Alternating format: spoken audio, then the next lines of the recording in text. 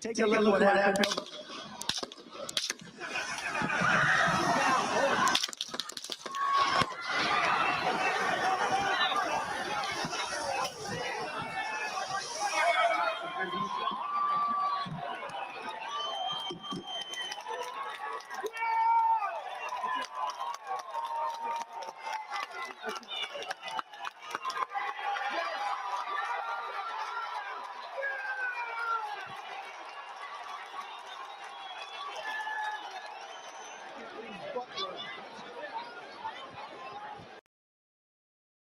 The past. We need to talk about the future. There are many countries now who want to use guilt to try and exploit the UK. They ask for reparations. I saw it as a trade minister. It's not culture wars. I was at the WTO. I won't name the minister from another country. And he was telling me that we needed to give up some of the things that we were doing because of colonialism and because they needed time to develop. These arguments are a scam. Don't fall for it. We need to make sure that we put this country first. We work well with our neighbors. We work well with other countries, but we have to look after ourselves too.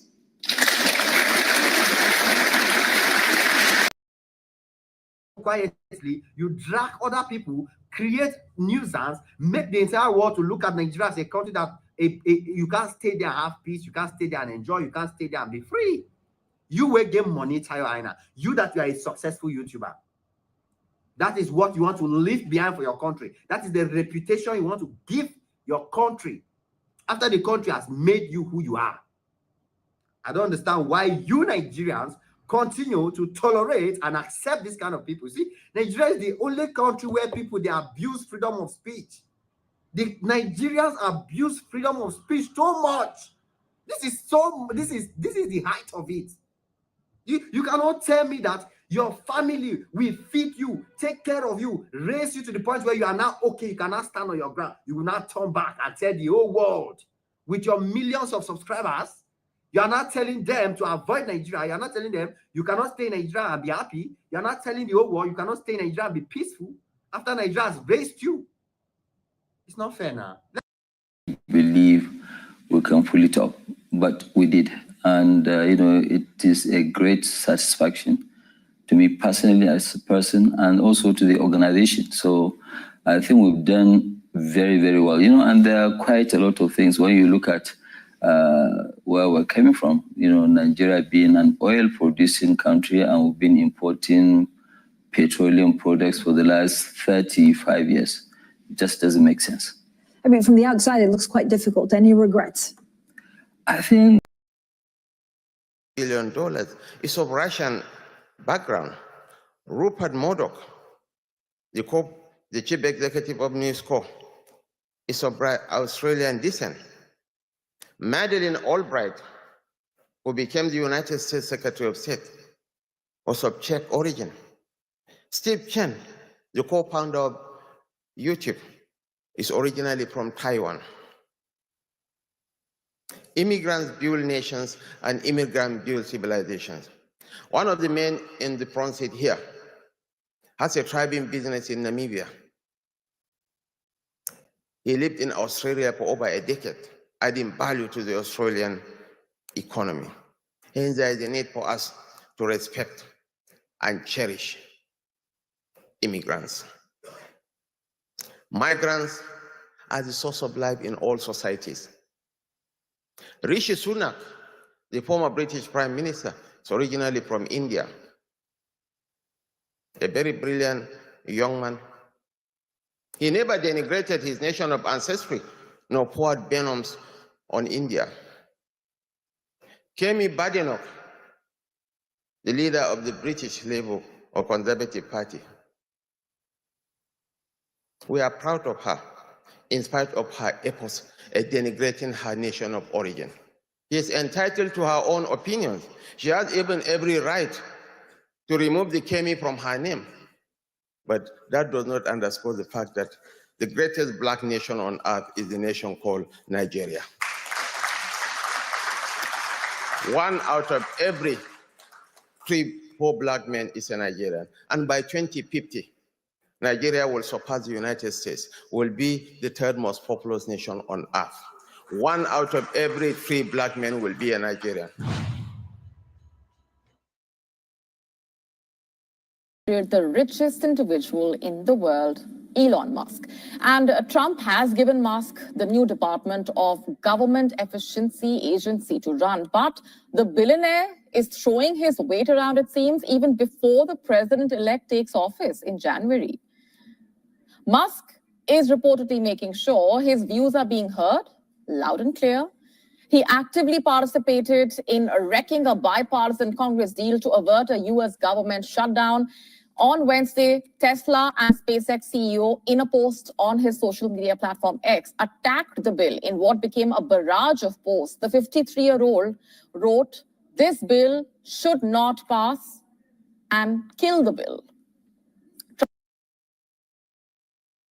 Due Israel in this body for apologizing for our support for Israel. There's no apology to be made. None. It is the best $3 billion investment we make. Were there not an Israel, the United States of America would have to invent an Israel to protect her interest in the region.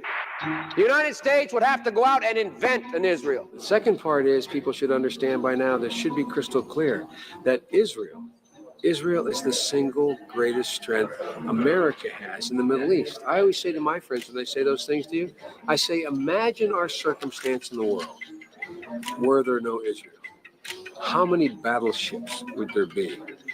How many troops would be stationed? You know, I used to say early on when I was a kid, I'd say, when I was a young senator, I'd say, if I were a Jew, I'd be a Zionist. I am a Zionist. You don't have to be a Jew to be a Zionist. Progress occurs in the Middle East when everyone knows there's simply no space between the United States and Israel. There is no space between the United States and Israel when it comes to Israel's security. There is only one nation in the world that has unequivocally, without hesitation, and consistently confronted the efforts to delegitimize Israel. At every point in our administration, at every juncture, we've stood up on behalf of the legitimacy of the state of Israel. The security of Israel and the United States is inextricably tied, and we will never, ever, ever abandon Israel out of our own self-interest. I also emphasize what I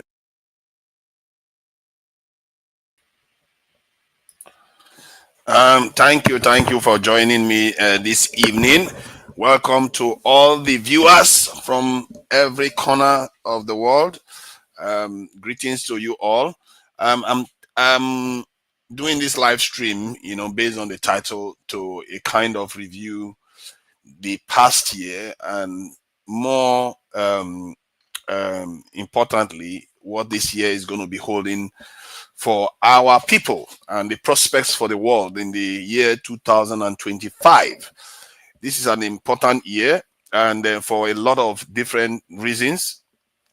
Trump is back fully with full support and full force. Trump is back.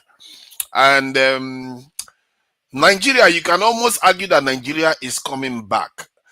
I think the last year, if not for the floating of the currency, by far the last year was the best year for Nigeria, with Dangote refinery coming on stream, with the 2 refineries, 2 other local refineries coming to life too. So there are good things that happened last year, and what is that going to mean for this year? What is the prospect? So that's what we are going to be talking about today. Also, I would like to start the show, for want of a better word, I don't know what I would call it, a show, more of a presentation of the outlook for the year of 2025 with the national anthem of the Nigerian state. And so let's just listen to it and before we commence. Thank you.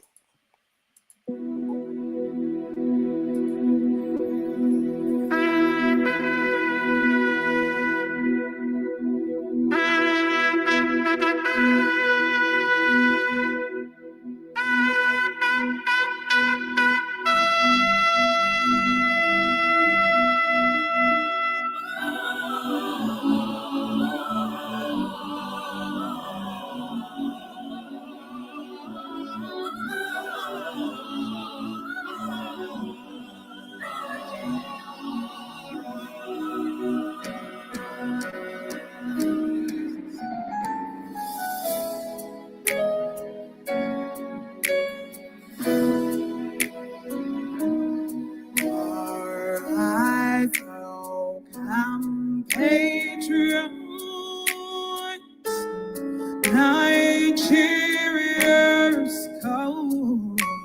go back to serve our fatherland. In love and strength and faith, labor our heroes past shall never be in vain. To serve with heart and mind, one nation bound in freedom, peace and unity.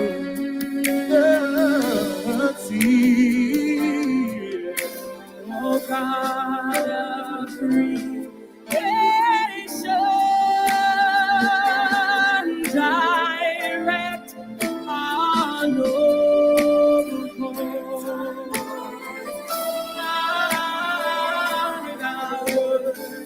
Lead us right, help our youth the truth to know. In love and honesty to grow and live in just and true.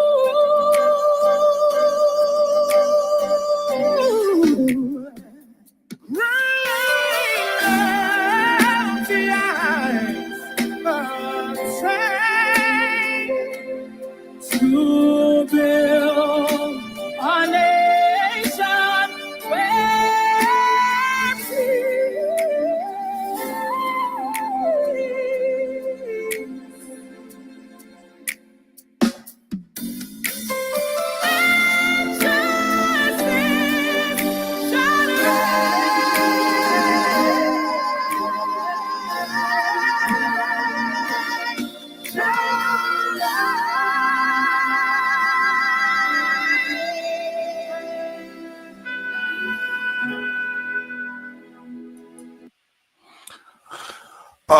All right, that is it.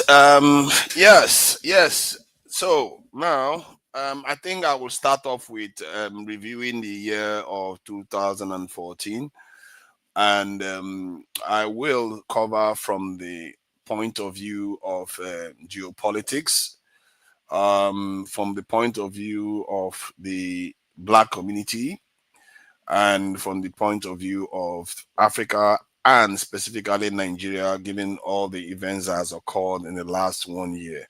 Quite an interesting year for Africa, actually.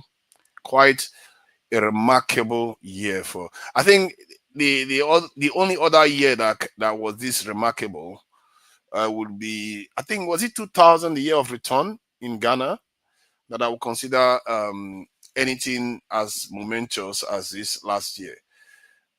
There has been very, very few strategic changes that has occurred in Africa in the last 20 years. And I would say one of them is the Ethiopian dam that was built, even against a lot of forces around the world not wanting it to be done. That is a big one.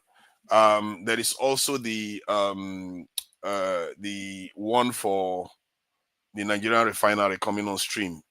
That is another big one against a lot of interests that didn't want it to come to fruition, knowing the consequences. From what I gather, a lot of refineries around the world are packing up shop, knowing full well that a lot of African countries will now be procuring their petroleum products from Nigeria. So you can see the change that will mean. There is also the demand, the strain on the Nigerian foreign exchange reserve, because of the demand to be able, that's the demand of the dollar, so we can be able to procure petrol, in the past. But now that demand is coming down because, of course, the Dangote refineries in Nigeria, and there are 2 other refineries that have come on stream in Nigeria in 1 year. That is remarkable. In 1 year, after almost 25 years of no major refinery in Nigeria, we have about 3 working in 1 year. So that is quite a remarkable change. And we also look at the man of the year globally, and we'll also look at the man of the year in Africa. Then we'll also look at one in Nigeria. That after that, then we are also going to look at some of the worst characters. I don't think it's I'm not sure it will be fair to put the worst character on only one person. I don't think any one person has won the worst character of the year last year completely, because there's a lot of bad things that happened last year. A lot of bad things happened last year. So there's a lot of people that some people will consider to be quite, awful people that did a lot of awful things. And the last year for me, geopolitically, has been the most, that it's got a lot of high tension. It's not the same as the Iraq war. It's not the same as the war that happened after, a war in Afghanistan, because this one is struggle between powers now. And I think it's been a long time we've seen that. So that is going to be interesting to cover. Then we talk about some of the issues that we have been having with the Nigerians, this Nigerian thing that we do, bad mouthing Nigeria like crazy. And this year it has come to a head for some reason. I'm not exactly sure why it has come to a head. It's like maybe it's the southern Nigerians that badmouth Nigeria so much. Because let's face it, it's rarely you see northern Nigerians doing that. It's the southern Nigerians that are doing it. So could it be because the southern president is in office now that they are challenging this attitude of Nigerians, the way we badmouth the country constantly? We are beginning to challenge ourselves. Why are we doing it? Why do we go so far with what we are doing? Even Kemi Badenoch became a big deal in the context of Nigeria, because she was also a kind of saying negative things about Nigeria. Then if you move from there, you also notice that there was another positive story of sorts with what's her name, Chidinma of South Africa, given how badly she was treated. Nigerians, this is one thing Nigerians do best. It's a very strange aspect of Nigeria, and Nigerians are not often proud of that. Nigerians can pick somebody up from the ground and elevate them to great heights. And Kemi Badenoch saw this while she was bad-mouthing her country. She saw Nigeria pick up a Nigerian that has hardly been in Nigeria ever, but because they were treating her so badly, just because he had a Nigerian name, she had a name that sounded Nigerian. Nigerians picked her up and elevated her to great heights. That is one thing Nigerians do very well that we don't seem to take enough credit for. We've been doing this for a long time. Nigerians took pay cut to support South Africans during the time of apartheid. We had what they call Mandela tax to do that. Then you look at what the Nigerians did in Liberia and Sierra Leone. But nobody, Nigerians don't see the good side of some of the good things Nigeria does. I'm not saying that we don't have a lot of problems. We do. Look at we have a lot of problems, so we know that. But it looks like there's something happening this year or last year. I mean, that people are pushing back against this negative narrative that Nigerians are pushing. Even foreigners are pushing back against Nigerians. Why are you doing this? So that will be interesting. I'm not sure we're going to cover it that much because we've had that conversation quite a lot last year. Where most of the trajectory will go is let me see what I can show our man here. Our president, our president seems to be very, very keen on the French lately. So we are going to be covering that and what that means for us. For the life of me, I do not fully understand why. Maybe there is a reason. I don't think the president is unaware that the French have had long relationship with many African countries that are doing terribly. They are doing real terribly. So he knows. So then why is he talking to them? Is it that they are reaching a new deal that will elevate the entire continent? We'll see. We'll see. Maybe it's true. Maybe that's what he's trying to do. So I'm not going to fully judge yet until I see something concrete on the ground that he has agreed to. And, you know, a lot of northern Nigerians are not very happy with it. They feel like he is looking to use the Nigerian territory to destabilize other African nations. And for the life of me, I don't see how he can do that successfully. And if he does that, he better be ready that he's not going to be in the presidency for very long. He's going to be likely be kicked out. So I'm going to try to keep this as brief as possible. I think this is the 22nd minute now. We have played some of the reels already regarding the top people of the year. So if I'm to appoint the man of the year of the last year, I think most people will agree that the man of the year for last year is like it should be. Let's see, let me put him up. The man of the year, international man of the year last year. Can anybody guess? Because I cannot even see one chat message. What is going on? I can't even see one chat message. Who is there? There's nobody there out there. So I want to check for the man of the year for 2024. I want to highlight him now. This is the man of the year for 2024. Clearly, this man has defied all expectations and logic. President Trump has gone from being a convict to a president. This is something that is impossible in Nigeria. We know that. This is impossible in Nigeria to become. As a matter of fact, part of the reasons a lot of people consider President Tinubu illegitimate is because they think he's got criminal convictions. And I've never subscribed to that, because all the countries that we claim we are trying to copy their governance systems, they don't have that in their constitution. Anybody can run for presidency because they consider the citizens sovereign.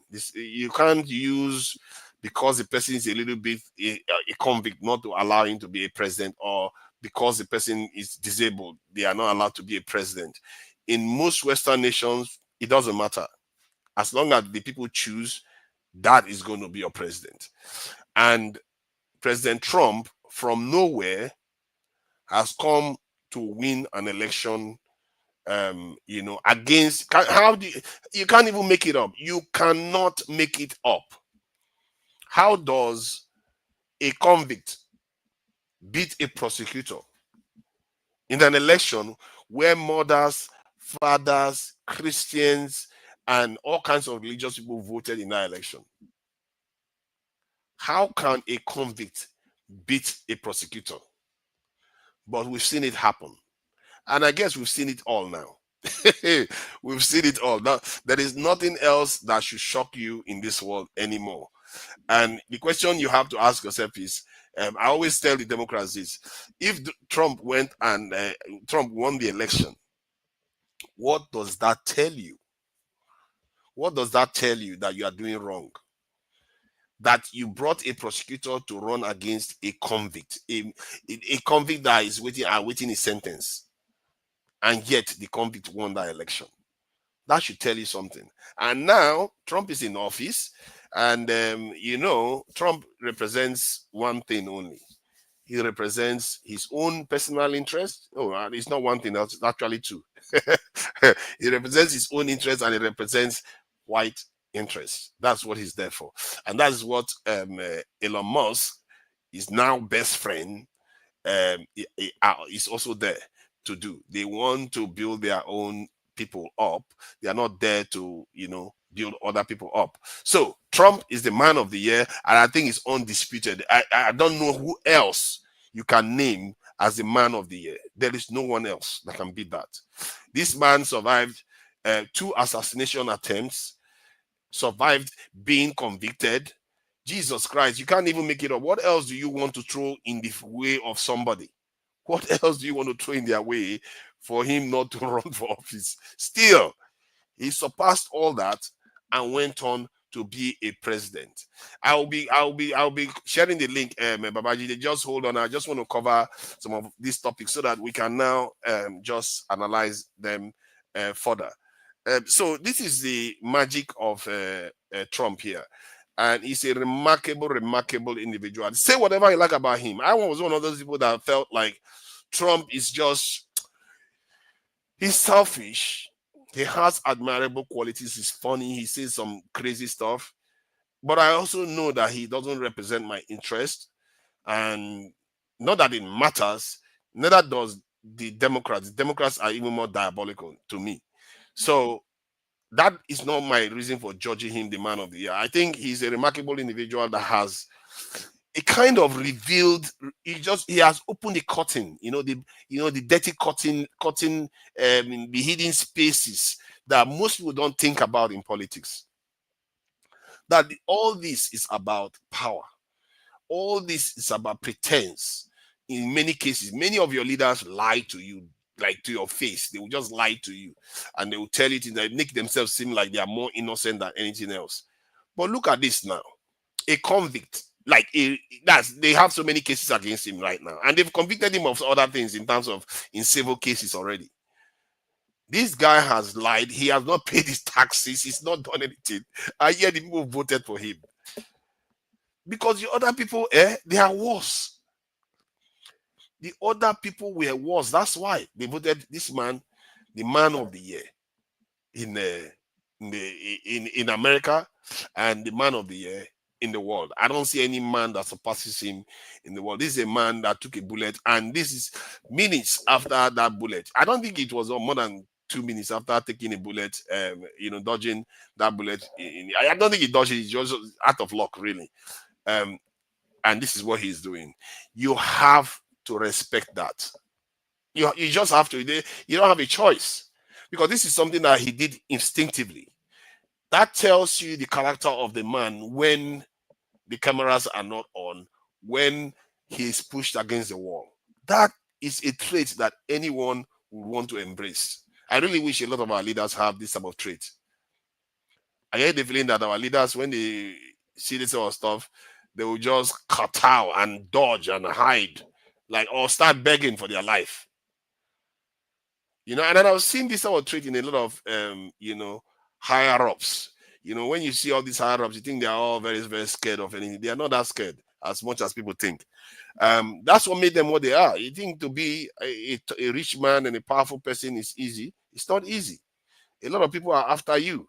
So that is the man of the year without a doubt. If I'm to look for now, he deserved it. And internationally, if I'm to, I don't know, that's my own choice. I think other viewers and these panelists will come and give us their own choices. And this is mine. And this is this stream's choice for man of the year. And the worst people of the year, I can't name one person as the worst people, worst set of. The reason why I say worst people, because I can't name one person as the worst man of the year or worst woman of the year. Because, man, this year has a lot of bad people. I mean, the last year, there's a lot of horrible things that happened last year that, oh my God, a lot of bad people, bad actors, mischievous people were really in the driving seat last year. Unbelievable. So now let's go to international bad men of the year. So I will go with number one. Let's get this one. Number one, Joe Biden. Joe Biden was one of the worst human beings for me in the last year. My God, this man caused so much trouble. He funded the war in Gaza till today. He literally brought the world close to a world war. He authorized Ukraine to fire long-range missiles into Russia, a nuclear power. because his gamble is that Russia will not ever use nuclear weapons. What kind of gamble is that? You are gambling 8 billion people's lives on Russia will not use nuclear weapons.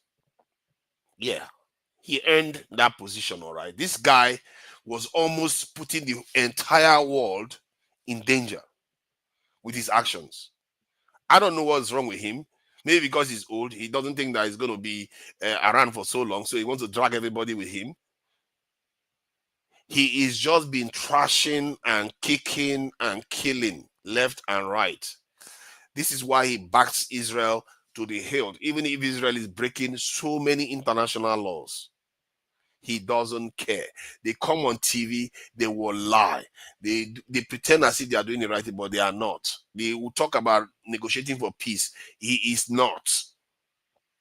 Instead, they are planning their next escalation. They even gave us a new term for it. What is it called? What is it called? That one again? I've forgotten the term. Is it de-escalation through escalation? Or something like that. That's the new term that they use. They are trying to calm the war down by escalating it further. That is their term for it. They created a new term. It's like somebody saying, I have my own facts. You know, like facts are no longer objective. The alternative facts. Was it not Sarah Palin that said something about alternative facts, or one of these Republican? That was former Trump spokeslady that said something about having alternative facts. That is what Biden administration managed to do. De-escalation through escalation. That is their term. We reach peace by increasing the war further. And hence, we are still at war right now. For the last 2 months, the Gazans have been bombed and killed just at will. That's Israel is just killing them at will now. There's no method to it now. They're just killing and destroying hospitals just whenever they feel like. They're just destroying whatever they like now, and that is what is going on. And do you see this? They don't even cover it anymore on the news. That is another strange one. The news don't even cover it anymore. Israel just kills at will now. Now I will share this in this is why when I'm choosing somebody, I have to give reason, why I am choosing it, because it's not going to be fair for me to just choose somebody and not give my reasoning. This is why I am saying what I'm saying. So I will show you some of the stuff going on in that, what this president has enabled. So look at this. Look at what is going on in Gaza right now. Because the Western media, they don't cover it anymore. They don't even bother anymore. It's like, what is the point? We're just committing genocide and massacres every day. They don't even bother covering it anymore. Now look at Al Jazeera covering it. Even Al Jazeera is even covering what is going on in America, all the news, and also covering what Israel is doing. This one is probably just today. Israel strike kills dozens. Not one, not two, no, 12 times something. Dozens of Palestinians as North Gaza hospital raided. This is what has been happening for the last 2 months. Every single day there is killing of Israel, this in Gazans. And the Western media, if I go to the Western media now, you are not going to see one coverage of it at all. It's like it never happened. Like, what Gaza? What happened in Gaza? Nothing happened. We don't know. Gaza is just going just fine. That's how they look at it. They don't even see that there is any problem going on in Gaza at all. And that is a sad tale or a sad state of affairs. Let me see if I can put it up so that you see how the West has completely, and our people, we really have to be careful, because these people, they are ruthless. When they want to cause so much trouble, they are completely ruthless. Nobody will cry for you in their territory. They will be killing your people, slaughtering your people, and they will keep quiet as if they don't know what is happening. Now, let me show you what is going on in CNN. Now, this is CNN. These are people that are funding that war that is going on in Gaza. Do you see any coverage about it at all? Nothing about what is going on in Gaza. These are people that are funding it to the hilt. And it's like it's not happening. The media has gone completely. And we talk about democracy. I think this is why these reviews are good. In our country, we talk about democracy all the time, the rule of law. Oh, the government is oppressing this, the government is oppressing that. How do you explain what is happening now in America if journalists are objective? Israel has killed at least, if I'm not mistaken, 1,000 health workers and at least 200 journalists. At least 200 journalists. Do you see their fellow journalists crying for them in the West? No, no, no, no. And these are not black people. Oh. These are Arabs that they are killing. And look at how they are treating them. I see it's non-existent. Now I will show you. I will show you what's happening in Gaza again, so that you see the contrast between the two. It's like day and night, like nothing. Look at the bomb that is exploding there. That is the bomb in the background exploding that they are not covering in the West at all. Like nothing is going on.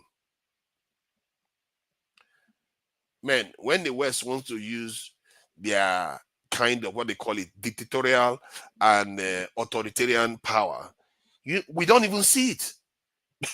Because we just think it's all freedom and lovely and flowers. No, this is authoritarian. If you want to see Western authoritarianism, this is how you know it. You see it dead in your face. It's not there. If I go to BBC now, BBC will hardly even mention it. And BBC is funded by the public. This is a channel that is actually funded by the public. They hardly mention it at all. I don't even think it's even on the front page of the news channel. This is something we have to be learning from, because if we don't learn from all these things, we might be susceptible to it in the near future. My system seems to be packing up. I don't know whether enemies of progress have come to try to slow things down here. I don't know what's going on my system. So yeah, it's back on now. So I don't know what you saw there. So, but this is the BBC website. As you can see, barely anything about Gaza going on there. At least the BBC have the decency to have a link for it in case you are interested. You know, if you are interested in covering the news of Gazans getting destroyed, you can do that. You see, police chief among 40 reportedly killed in Israeli strikes on Gaza. That's 40. Just in one day alone has just been killed. And this conflict is one of the conflicts that I consider the most evil in the world. Not because it's the most bloody, really, in terms of, casualties. I don't think it's the most bloody. Although if you take it over the years, all accumulatively from 1945 to date, maybe probably it will pass for that, but it's not because it's the most bloody. It's because it's the most continuous, deliberate conflict that just kept alive for whatever reason Americans want it. That's why it's alive. It's not because the conflict is necessary. It's not a necessary conflict. So that is what I wanted to highlight. This is why I am trying to justify why Biden was chosen as one of the worst people of 2024. And I cannot be more glad to see the back of that president. He is a horrible, horrible leader. He enabled the Ukraine war to start and triggered a global cost of living crisis. A war that did not need to happen at all. All you had to say was Ukraine should not join NATO. That's all. You start a war because of that, because Ukraine asked you to join the war. If Nigeria asked to join NATO, would you agree? You think Nigeria is not like NATO? If Nigeria want to join NATO, come down, allow us to join NATO now. Who is going to start to fight you? They will not agree for us to join, no, but they are willing to kill so many people. Do you know how many people have died in the Ukraine war? How many soldiers have lost their lives? Hundreds of thousands. Because of this man. Because he is headstrong and he wants to fight Russia. You want to fight a nuclear power. What, you want to kill us? I don't know what the point is. How do you beat Russia? They think they're going to fall and die with all their nuclear weapons? That is why he is one of the worst human beings I've seen. And you can see his rationale for doing some of the things he did with Israel, because he's always been very, very pro-Israel president. Let me see where I can find it even, because he's been very, very adamantly pro-Israel. You know, where is this image even? Let me see. Where's that image of him again? Biden. So yes, and his partner in crime is this Netanyahu. You see, Netanyahu has been trying to, do away with the Palestinians in the Gazan territory for a long time, and this attack gave him the opportunity to do that. And I must say, he also wanted to deal with Hezbollah, maybe even Syria, and that also a kind of aligns with the U.S. interest too, because the U.S. don't like any of those people too. So he gave them the opportunity to do that with what Hamas did, which Hamas attacking Israel the way they did, I don't think is justified. I don't know why some people try to say, Hamas should not have to prove its way of resisting occupation. I don't know why that is the case. Why, just because you are being oppressed doesn't mean you should go and do something bad too. Why? Why? Because you could just go after military targets. Why go after civilians? Why kidnap civilians? You see what I mean? You like Russia now. Russia, when Ukraine and Russia are fighting, they captured each other's soldiers. I don't think Russia is there looking for civilians to capture. So I don't know why Hamas needed to do that, because you could easily have taken soldiers and went after only military targets. If you want to oppose Israeli occupation, which from what I gather, the UN gives them the right to do. But why go after civilians? So Hamas has its own questions to answer for what they did. And for better or for worse, look at what has happened to their people because of this now.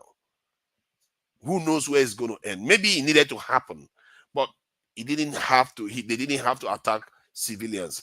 And anybody that wants to oppose have any cause to oppose, please leave civilians out of it. Hardly do civilians even understand those things. They just want to get on with their lives. I mean, most of them are busy thinking about how their child is going to survive. Some of them, they are ill. Some of them are they have pregnant wives. The mothers are they are going to do burials. Some of them are getting christening. Some of them are attending graduation ceremonies. Civilians don't care necessarily about these things. So if you want to oppose, if you want to fight for a cause, leave innocent civilians out of it. And I don't understand it. Why do almost all resistance groups do that? They go after civilians. Why do they do that? It just takes away from your cause. It takes away from the legitimacy of your cause. You feel like you just go attacking civilians solves anything. It doesn't. But that's what Netanyahu is doing now. Just killing civilians now. Because to them, when they kill civilians, they are punishing the other people. That is the mindset that is going on.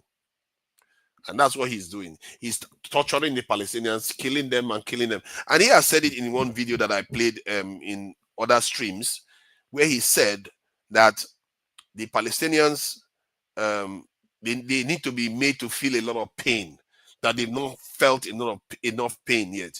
So the idea was to get them to leave that land. Man, I have to respect the Palestinian people themselves. The Gazans themselves. My God, the suffering those people have endured. I don't know how many people can endure that. I'm not even sure any people can endure that in the world if they have a choice. These people have endured all kinds of torture, constant bombardment, constant killing, children, women, men, anybody, patients, journalists,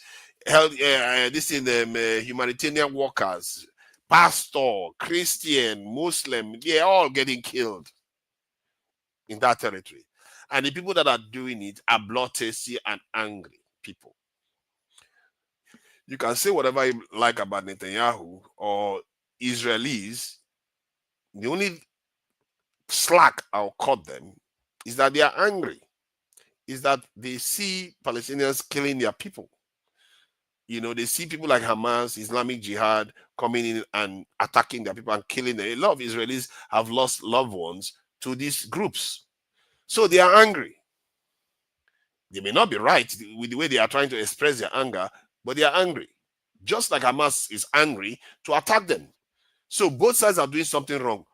That is why I consider Biden to be a big, big, horrible human being. He's a horrible, horrible human being. And I must say, Americans have always been like that with this conflict. They are using it to advance their own interests. They don't care who they slaughter, who they kill along the way. That's why Biden is one of the worst. And the next one is Netanyahu himself. I don't even know for the life of me why Biden has not been indicted by the International Criminal Court. I guess they are scared. you know, there are different levels to everything. You go and indict Biden, and Biden decides to send his troops to Hague. That is going to be funny to watch. Who is going to stop him? Who is going to stop the US if he decides to send the troops to Hague to completely shut the court down? Nobody. So that could explain why the Hague decided that, you know what, let's focus on Netanyahu. I think technically their reasoning is that I think it's because the US is not a signatory to the ICC, International Criminal Court, and the connection between Israel, that's the US and Palestinian, is not as close because the US is not doing it directly. So partly maybe that's why they are not going after the US, but at least they have a good reason to go after Israel, because Israel is attacking a signatory to the ICC. So there you go. These are Netanyahu is a horrible, horrible human being, and so is Biden. Who else would we call a horrible human being? I think one can also say these two cannot be said to be very nice people. Nasrallah, I think Nasrallah is slightly different to an extent, and I don't know too much about Assad to pass full judgment, but I know his people don't. A lot of his people don't like him. I don't know how many likes him. He's a secular leader.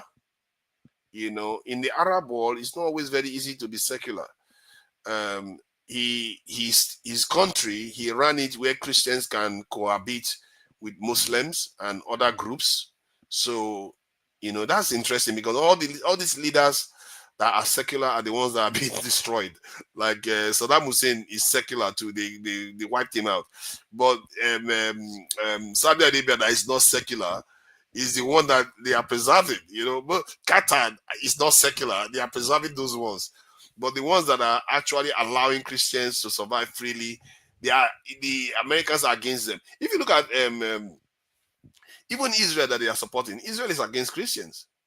Israel that America is supporting is against Christians. They don't care for Christians. They only Jews is what they care about. So look at Nasrallah. Why I don't. It's not very clear that Hezbollah is attacking civilians. It's not very clear. That is my take on it. Because if they were attacking civilians, most of their victims would be civilians. But it's not. Most of their civilian victims tend to be military targets. So Hezbollah may be doing certain things that can be said to be more in conventional conflicts. But they did get civilians to evacuate northern Israel, if I'm not mistaken. It's northern Israel. Yeah, they got them to evacuate because they are fighting with Israeli military. Assad, on the other hand, I can't fully judge him. After all, I think he kind of inherited that position. But I think if you have to judge him, you judge him from the grounds that how did he not manage to bring his country together? After all, he is the leader. How did he not manage to do that? He was fighting with the Kurds, and the Kurds connived with the Americans to divide his country. And where the Kurds are, I think is where most of the oil in Syria is located. So Syria was cut off from his oil, cut off from some parts of his population with the Kurds, and then have other terrorist groups in other territories within its area without doing anything about them. They had an agreement with the UN to reach a peace agreement, a peace kind of treaty with the different groups, so that they can be able to carry out an election and a new leader will be elected, which he could have won, but he didn't do that. And for the life of me, I still don't know why that didn't happen. Maybe there's a justifiable reason for that, but he didn't do that. So that we'll still be looking out for. These two guys, I'm not going to consider them the worst people on the face of the earth, because they are failures. They failed their people. And America, to an extent, made some progress in terms of, if you want to look at it from the point of view of geopolitics that we are talking about, America made some gains, because now the people that are ruling or controlling Syria are basically their allies, isn't it? Even if one of them is a terrorist, former terrorist, Al-Qaeda or terrorist, one of them is their ally now. And this, again, for our people, this is why our prospect, we have to be thinking. These terrorist groups that were once Al-Qaeda, at the matter of fact, maybe they were also linked to ISIS, America is now working with them. Let me repeat, America is working with former Al-Qaeda now. When you call former Al-Qaeda, it's not like they suddenly changed their religion. They are still the same religion.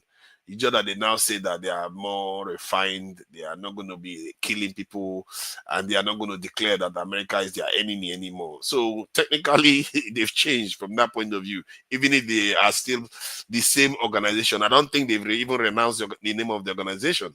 They are still part of that organization. So now, America is working with them. And this is something that African countries need to learn. You can't be allowing foreign or any kind of terrorists to remain in your territory. Don't let that happen. Don't let it even start. Never let it start. You let it start, you're going to have a big problem on your hand, because foreigners will come in and tap into those people and use them as a way of controlling your government. Because if your government don't do, because Assad wasn't doing what the West liked. He wasn't doing what the West liked. So that's why they punished him with those terrorist groups. The same thing African leaders have to learn. If you see that there are groups forming in your territory, make sure you do away with them as quickly as possible, so that they don't use them against you. And many of our people in Nigeria right now, like some people in the Southeast, I believe in breaking up the country, they are basically instruments for our destruction if the Westerners decide to tap into them. They are always a control mechanism against our own state. And if you are one of those people, you need to think twice. No matter what this will offer you, don't take it, because in the end, you're going to be poorer for it. Watch what happens with Syria. Let's see whether they're going to be any richer for it. So we're going to leave that for now. So now let me see what else happened the last year. Who else is a bad actor last year?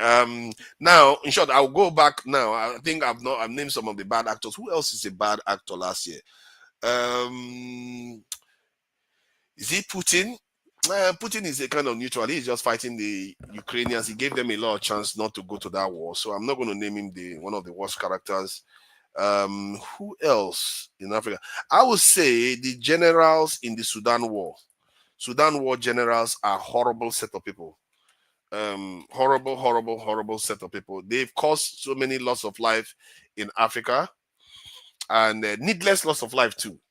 All of them, they are just being funded by different parts of some people say that they are being funded from the Middle East, in the Middle East. So they are the ones causing a lot of the problem going on in in Sudan.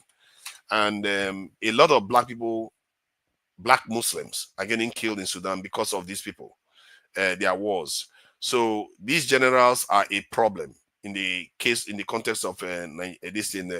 Let me show their image so that we can recognize them. You see them? This set of mumus that can't learn that if they leave Africa, they will be seen as black. They still think that one is Arab, the other one is not, and they are fighting for whatever stupid reason they are fighting for, and debilitating their people's chances of development.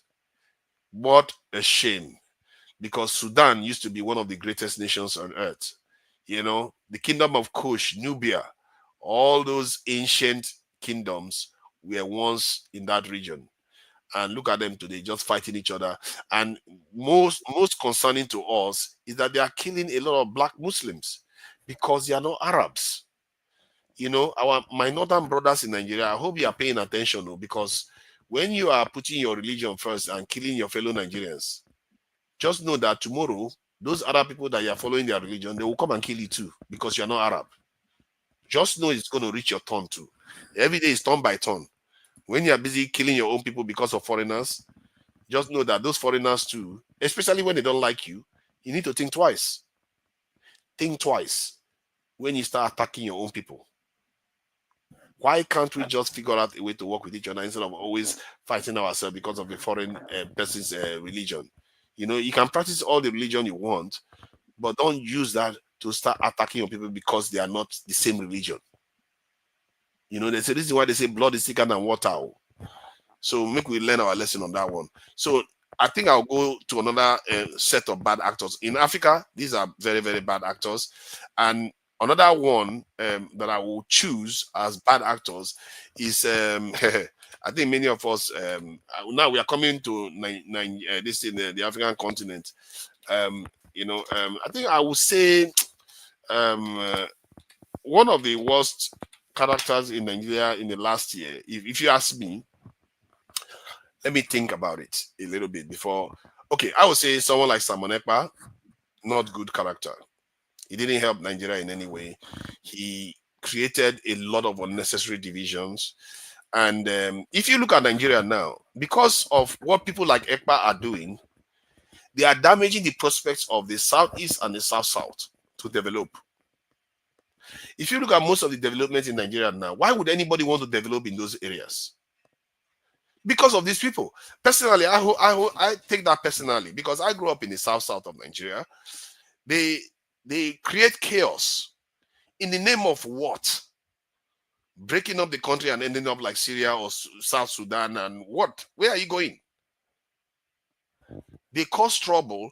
And if you look at most of the investment coming to Nigeria right now, they are hardly coming to the Southeast or the South-South areas. I think maybe a few is coming to the South-South area because of the oil stuff. But most is going to the Southwest, North Central, and maybe even northern part of Nigeria because of even when they have all this terrorism there. So people like Ekpa, they've not done the Southeast any good at all. He's done so much damage. I don't know why these people do these things.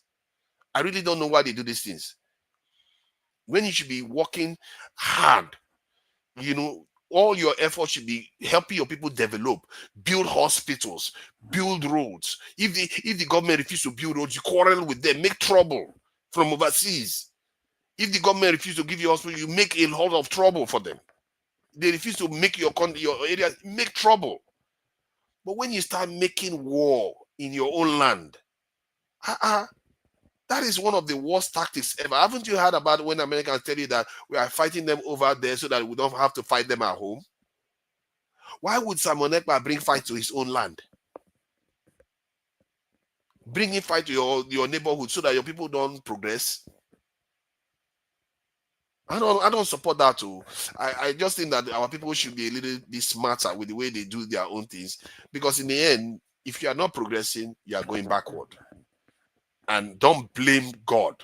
Don't blame other people for marginalization if you don't see development in your areas.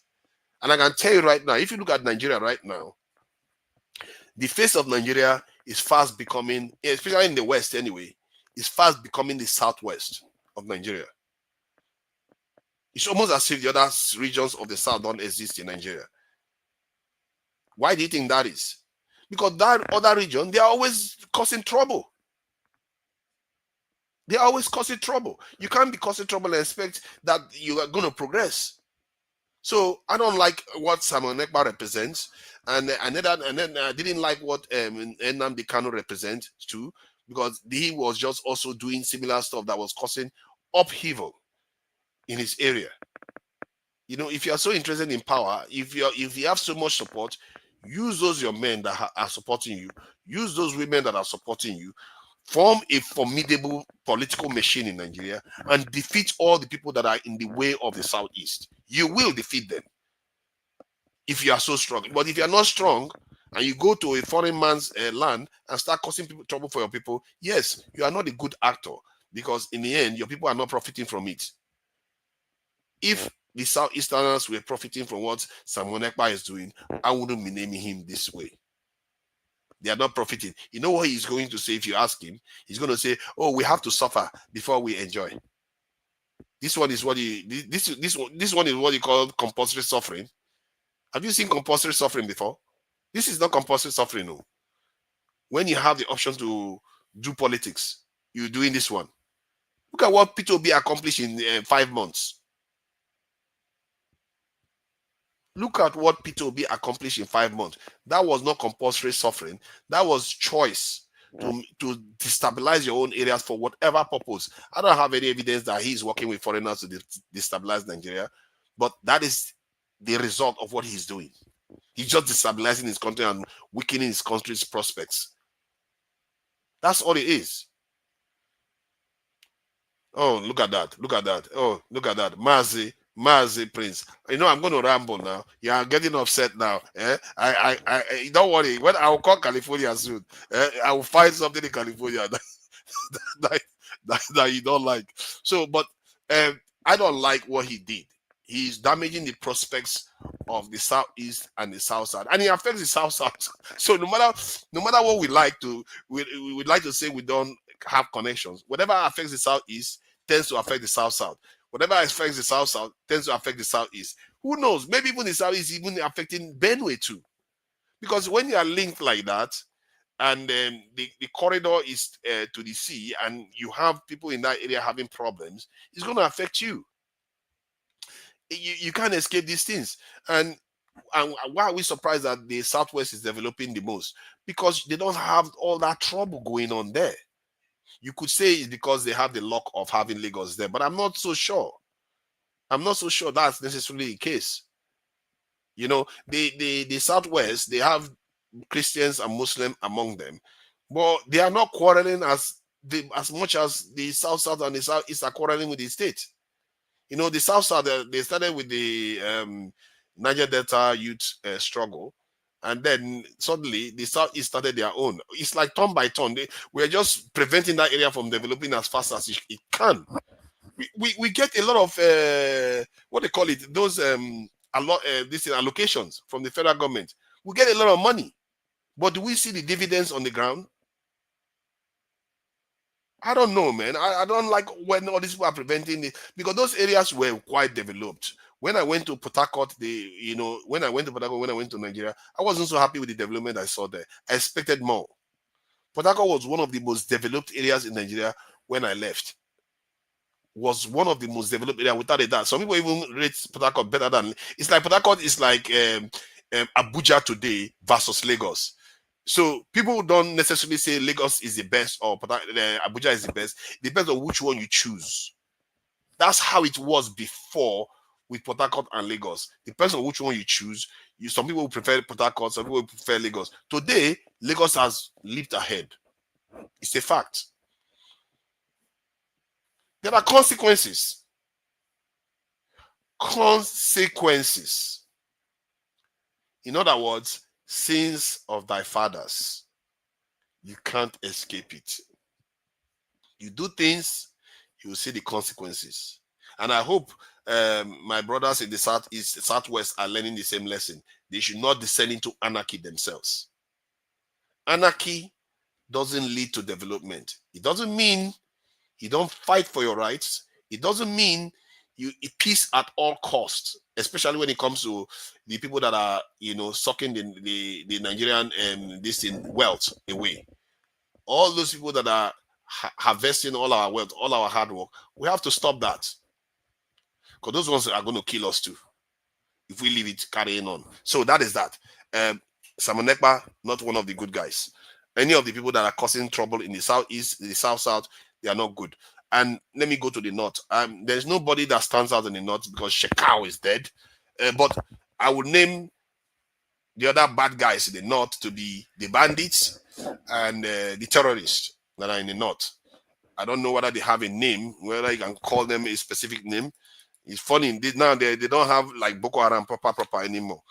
Boko Haram is not even causing most of the trouble in the north. It's the other groups that barely has a name. I don't even know what they are called anymore. Northern, all those bandits, I will just group them under bandits. It's a shame. Nigerian bandits. Let me find a way where I can find them. Nigerian bandits. Let me see. Nigerian bandits. Yeah, they deserve to be called out because these people cause so much trouble in Nigeria. As a matter of fact, they cause far more trouble than Simon Ekpa has ever caused. If you ask me. Let me see. Nigerian bandits. They are some of the worst actors in the last year. A lot of kidnapping happened in Nigeria because of these people. And a lot of homes were destroyed. A lot of lives were lost. And I think recently they released the sum in trillions of naira that Nigerians spent on kidnappers alone. So these people, they have destabilized the country. And I hope the federal government really goes after any of these actors ruthlessly. We have to stamp out any of this nonsense going on in Africa.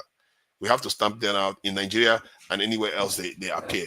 So the bandits in the north, they too are a massive problem. They too are bad actors. In terms of that's Nigeria bad actors anyway. The number one citizen of Nigeria, I consider in my own vote. I would like to hear from the viewers what they think about this. I should have said it a long time ago because he deserves a mention a lot earlier because he's a honorable person that has done quite a lot for the country. From my point of view anyway, I feel like he has done quite a lot for the country itself. It is no other than our this Dangote guy. He definitely is by far shoulder and head, what do they call it? He's towering above any single individual in Nigeria. This single man made a difference. I don't know how he did it. I'm just describing what he did. I don't care how it was done yet until something else comes out and says, oh, he sold a lot of innocent lives. Then we'll judge him based on that. But from what I can see so far, Dangote accomplished something in Nigeria he couldn't accomplish for about 25 years.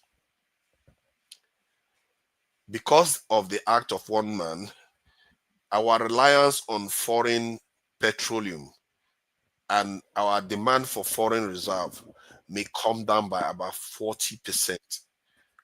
Do you know how impactful that one person is? Like the demand for foreign reserve of a whole nation of about 220 million. One man brings it down by about 30 to 40%. That is significant. In any year in the last 30 years, he will still be the man of the year. I don't know any one man that has accomplished any more. Not one man. As some of us, his investment in Nigeria is one of the largest in Nigeria directly. So they play you here. Dango. Why are people just, you see, Nigerians, we need to stop this. We need to stop this. Nigeria doesn't have heroes. And Dangote comes close to a hero in Nigeria. You have to. You see, like now, I have my issues with Dangote. Like his closeness to Microsoft. And I think I'm not sure, I think he supports this GMO crop introduction in Nigeria that he doesn't control the technology of. So that I'm against. But that is different from building a refinery. If the refinery that he built was poisoning Nigerians, I would have been against him. If the refinery that he built, he's stealing and all the wealth is harvesting it and taking it overseas and is employing only foreigners, and in short, everything that he's doing with the refinery is benefiting foreigners, I will be against him. But everything that refinery represents, from diplomatic power, strategic influence, and foreign the effect it has on our foreign exchange, I think Dangote is a hero and we should recognize him as such. We hardly have any heroes in Nigeria that has totally transformed our prospects. The last year is the best year in Nigeria for the last, I don't even know how many years, maybe in the last 40, 50 years. We may not understand it. Last year was the best year in Nigeria for the last 30, 40, 50 years because of what it represented. That was the first time any strategic stuff changed. Something strategic turned around in Nigeria, where we can actually start supplying ourselves our own crude. I know that our refineries were on and off, working on and off for the last, 10, 15 or so years when they were coming on. But the capacity they had was not anything close to what Dangote is doing right now. Dangote can supply twice the need of Nigeria. That is how powerful what he has done is. So he has reserve. And what that means also that he can also go and earn income from value-added manufacturing that he will do with the refinery. Remember, he's not only saving Nigeria money in foreign exchange, he's also earning money. The question is where he's putting the money. I don't know whether he's putting it in Nigeria, but if he's putting it in Nigeria, he's also increasing supply while reducing demand. That is twice over increment that he has done. Can you imagine one person doing that? So I don't like him. I like him. It doesn't matter. But what he represents makes him the man of the year, just like what Trump represents. Trump is a convict. He says all kinds of vile things, even including about black people.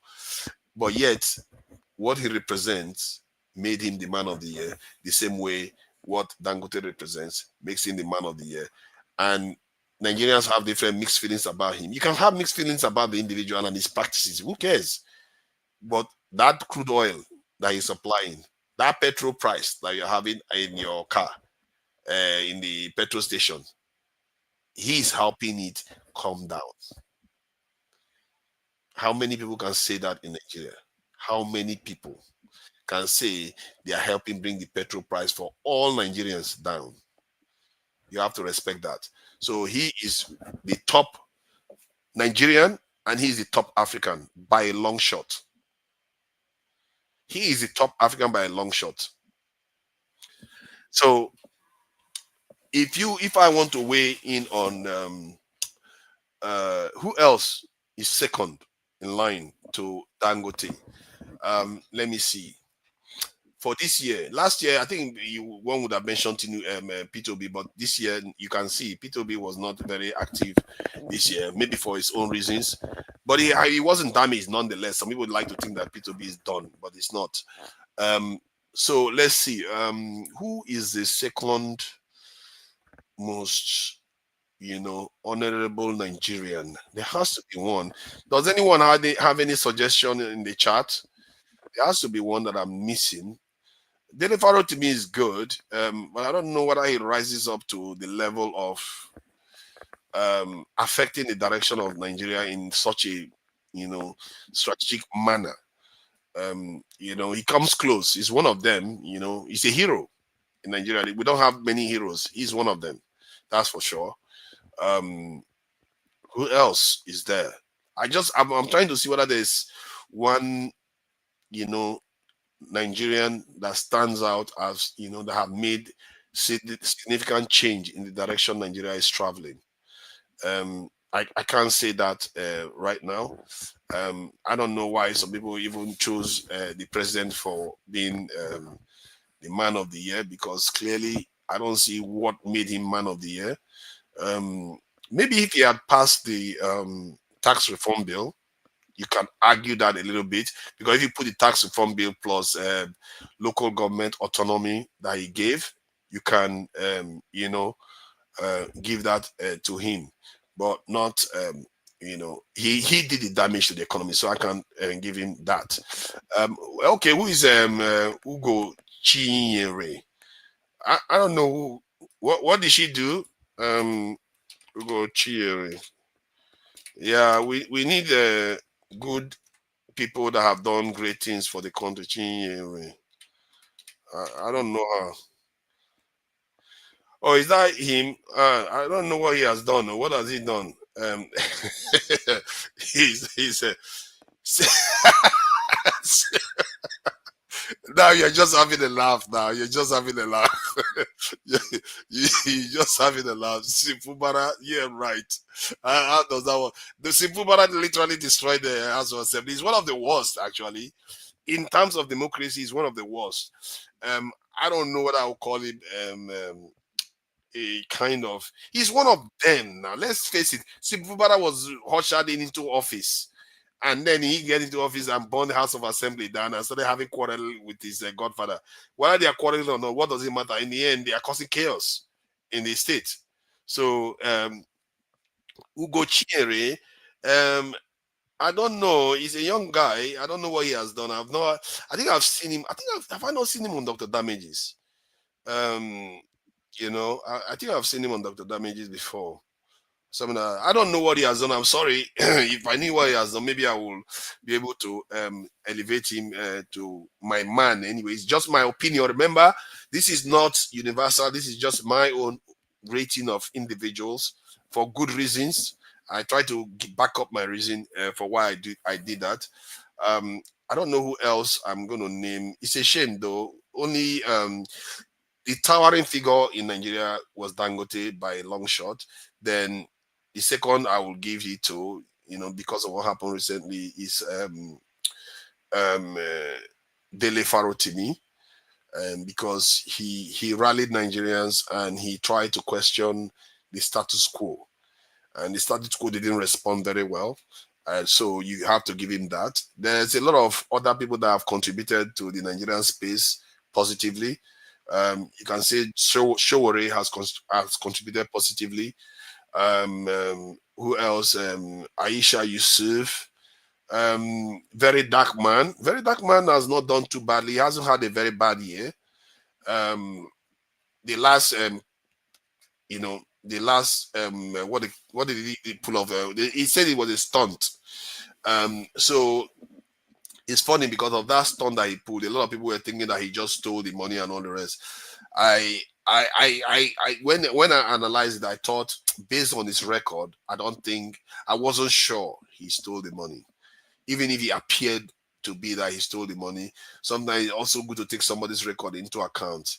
So he is quite somebody, and he didn't steal that money. And clearly he left. The reason why I actually believe that it was a prank, that as he claimed, because he left clues that should have triggered people to know that was a prank, like talking about going to Jos instead of Abuja or something like that. So we were supposed to have known that it was a prank. I don't think he would have wanted to steal that money. I think he had access to such money. Why would he want to steal it? We should have known that. And this is why sometimes it's good to judge people by their, as they say, antecedent in Nigeria. They like that term a lot, antecedent. So because his pattern of behavior doesn't show that he's going to be stealing that kind of money. It doesn't show that. That's why I felt no, I can't pass judgment on this guy based on that. So he's one of the best actually of the year. He really, really stood out, calling even Falana. Jesus Christ, that guy went after people. He you know what? If you want to rate him, I think I will rate him almost as high as Dele Farotimi, because he did things that from the very beginning of the year to almost to the very end, he was active in different areas doing things. So I will rate him as high as Dele Farotimi in terms of the influence he had in Nigeria, and by and large, positive influence. You have to give that to him. By and large, he had positive influence on the events in Nigeria. So then, Very Dark Man comes close to holding the second position with Dele Farotimi. But Dangote still, surpasses them by quite a long gap. What that man did took years of planning and execution to do, and no human being would do such a project and think it's easy. It's not easy to pull off. And Dangote survived the upheaval in the economic wahala that went on in Nigeria, even if his company lost money. So, but that is neither here or there. I think it's just that the refinery that he built is going to do Nigeria a lot of good. And it's already doing that. A lot of African countries are ordering their supplies now from Nigeria. So that is a lot of influence Nigeria is pulling. And, you know, he might actually even offer this president a lot of room to, you know, win support back. President Tinubu he could easily, you know, President Tinubu could easily have been the man of the year if he hadn't floated the Nigerian currency. He could easily have been the man of the year, because the reason why he was defending the naira is going away by itself because of what Dangote is doing and Nigerian refinery is coming on stream. So why did he float the naira? What was the hurry? If he hadn't floated the naira, right now, I think it would have been universal. And I don't think it would only be amongst his supporters. So a lot of people that used to doubt him would have said, no. We see this guy has done the right things. And Nigeria is in a totally different place right now. And you can already start seeing the benefits of what Dangote refinery and the Port Harcourt refinery and the Warri refineries are doing. You can already start seeing the effects a little bit. There is this change in the air in Nigeria right now that is Nigeria is beginning to kind of gain its confidence back. Because if Nigeria can support its own citizen investing $20 billion in one project, that is a landmark event that will enable the country to gain another confidence. Some other person will want to invest $10 billion, $5 billion. That's a lot of money. Because now they know this environment can generate such prospects for somebody to invest and actually have the investment come to life. And that is what Dangote has shown the way of. So we'll see what happens in the coming years. And I think 2025 is going to be interesting in Nigeria. So I think if I want to, let me just name one other person for the last year. Kemi Badenoch was a terrible person for the year of 2024. He really badmouthed Nigeria. One other person I would name is Tayo Enos. I don't know what the other name is. YouTuber that abandoned Nigeria and went to Portugal. And while doing that, he was busy pissing and shitting on Nigeria while he was going, which he didn't have to do. I don't know why our Nigerians do that. He actually came to the UK, and the poster in that his UK video was that UK was Nigeria is hell. You know, I don't know why people do this. Yeah, Nigeria is hell, but do you see what this is happening in America the other day? America, if you start police killing in America, you don't hear the end of it. You know, let me show you what Tayo is doing with Nigeria. You know, this is somebody that has 1 million subscribers.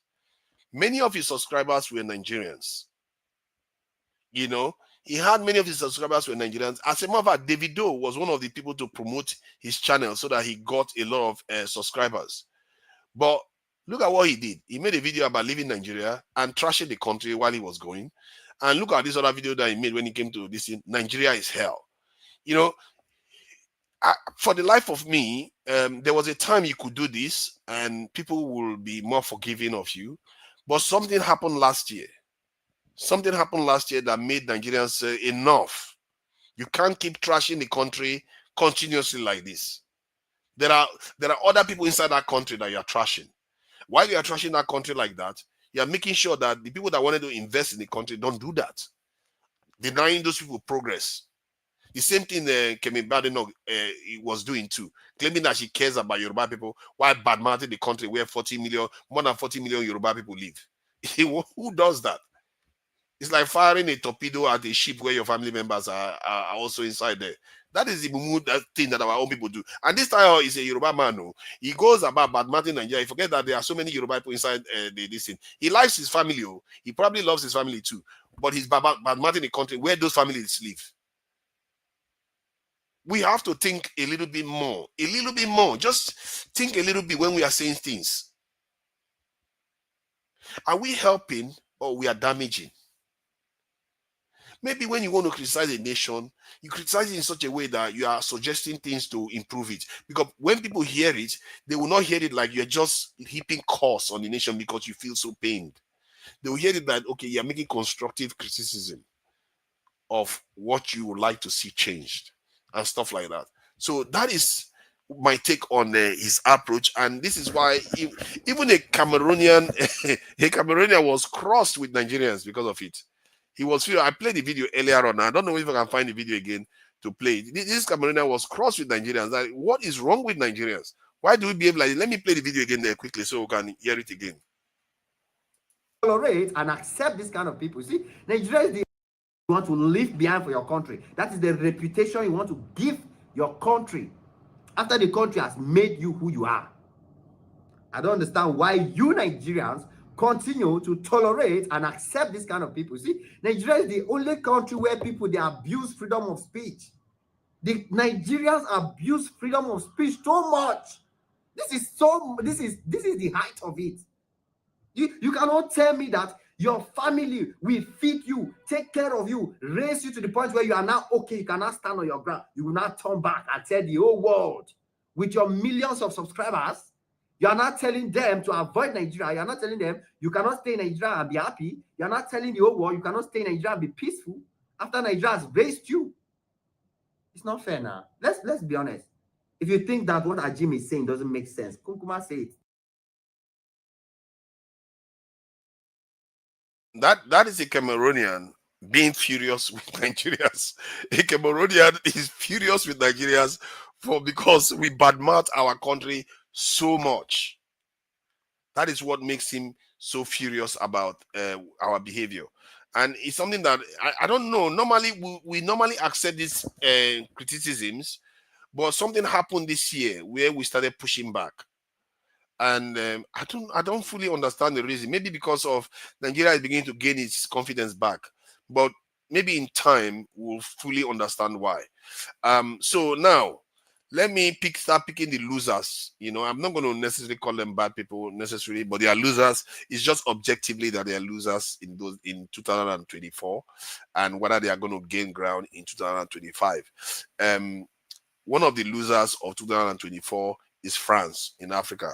France suffered a lot of reverses in Africa. I don't know where I'll find that. Yeah, France has been kicked out of Mali, Burkina Faso, Niger, Chad, Senegal. That is how many countries I've just named? Is it not about 5? Senegal, and I think Ivory Coast. Ivory Coast is a very Ivory Coast. I think Ivory Coast should trouble France quite a lot, because Ivory Coast is one of those countries that is like ride or die with the French. Ivory Coast is asking them to leave too, and obviously Tinubu decides that that's the time to go and toast France. So our president seems to love the French right now, and I think maybe something that there's a kind of geopolitical realignment that is going on. Not that the president is sharing it with us, and partly that could also mean that he will be criticized for it, because maybe President Tinubu is going about this thing now saying, because I think he made one statement once. You know, I try to listen to when he talks so that you hear the nuances from what he's saying. He said that whether nobody can do anything in Africa without Nigeria. So that statement he put in his, I think I'm not sure I put in it perfectly, but he's emphasizing that Nigeria is very important to anybody that wants to do anything in Nigeria, in Africa. So maybe what the president is now doing, I know I'm saying a lot of maybes, is having this discussion with the French to say, you know what, leave all the other countries alone to me. Nigeria will take care of business. Leave them to me. I will corral all the Africans, make sure that they're all behaving. But you have to listen to us, Nigerians, now. You have to listen to us.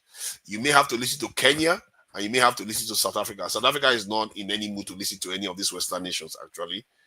But it looks like maybe that's the game President Tinubu is playing. Now, The big question, the most critical question in that kind of scenario is, what is he asking for it? What is he demanding that the French do so that Nigeria will work with the other countries to behave? That is going to be critical. And my worry is that he will lack ambition in what his demand will be. History has suggested that African leaders lack ambition, foresight, and vision for the future. That is my biggest fear. And if any of his supporters are listening to this, whatever he's going to be asking for, he should be asking for like the sky. He shouldn't be asking for any and anything. If they refuse, then so be it. Let them go. Because if you don't ask for anything that is going to enable us to sustain our development, then what is the point of asking at all? Because they are just going to come and wreck us again later, like they wrecked us in the 80s and 90s. They will wreck it again and take everything that we've gained away. So there is no point then. Don't bother with that. So thank you for joining me, Jide. You know, you are one of our leading geopolitical analysts here. You are interested in geopolitical affairs. As you can see, I've read through quite a lot, and in terms of what our outlook is going to be for, I just talked about what the president may want to do with the French in order to get us to where we want to be. And one other thing we have to be looking out for in the coming years, we're going to be seeing more of this type of videos. Let me play it before, you know, black people are going to get kicked in the teeth, and we should get used to it, because Trump is in office and all the rednecks are very, very proud right now. And I think it's a good thing. You know, all these black people that think that they are white people, they are like, oh, we are just human beings. It doesn't matter. We are just human beings. Now, let me just play this first. Disturbing body cam footage released on Friday shows correctional officers fatally beating inmate Robert Brooks at Marcy Correctional Facility in New York. Brooks died the next day on December 10th. In the footage, the officers shove something in Brooks' mouth, punch, and kick him. This is an excerpt from footage showing multiple beatings inflicted on Brooks that resulted in his death. He was handcuffed with his hands behind his back during the incident. New York Governor Kathy Hochul released a statement saying that she was, quote, outraged and horrified after seeing footage of the senseless killing of Robert Brooks, and ordered a full investigation into his death, as well as the termination of 14 individuals involved. Just hours after the deadly... Yeah, the reason why I share all this, so that our people are aware of what is coming up in the next coming years, the coming months. I mean, you will be seeing more and more of this, and not much is going to be done about it, and we have to make our peace with it. What it's going to do is going to conscientize a lot of our people. It's going to wake our people up to the fact that, you know what, not much has changed. Not much has changed. Now, these people, this is why I keep saying all the progress we've made so far can easily be reversed. We think it's going to last. It's not going to last.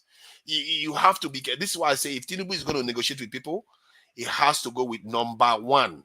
He has to demand technological sovereignty for Nigeria. He has to demand some of the best technology that they have. If you don't demand it, nobody's going to give you.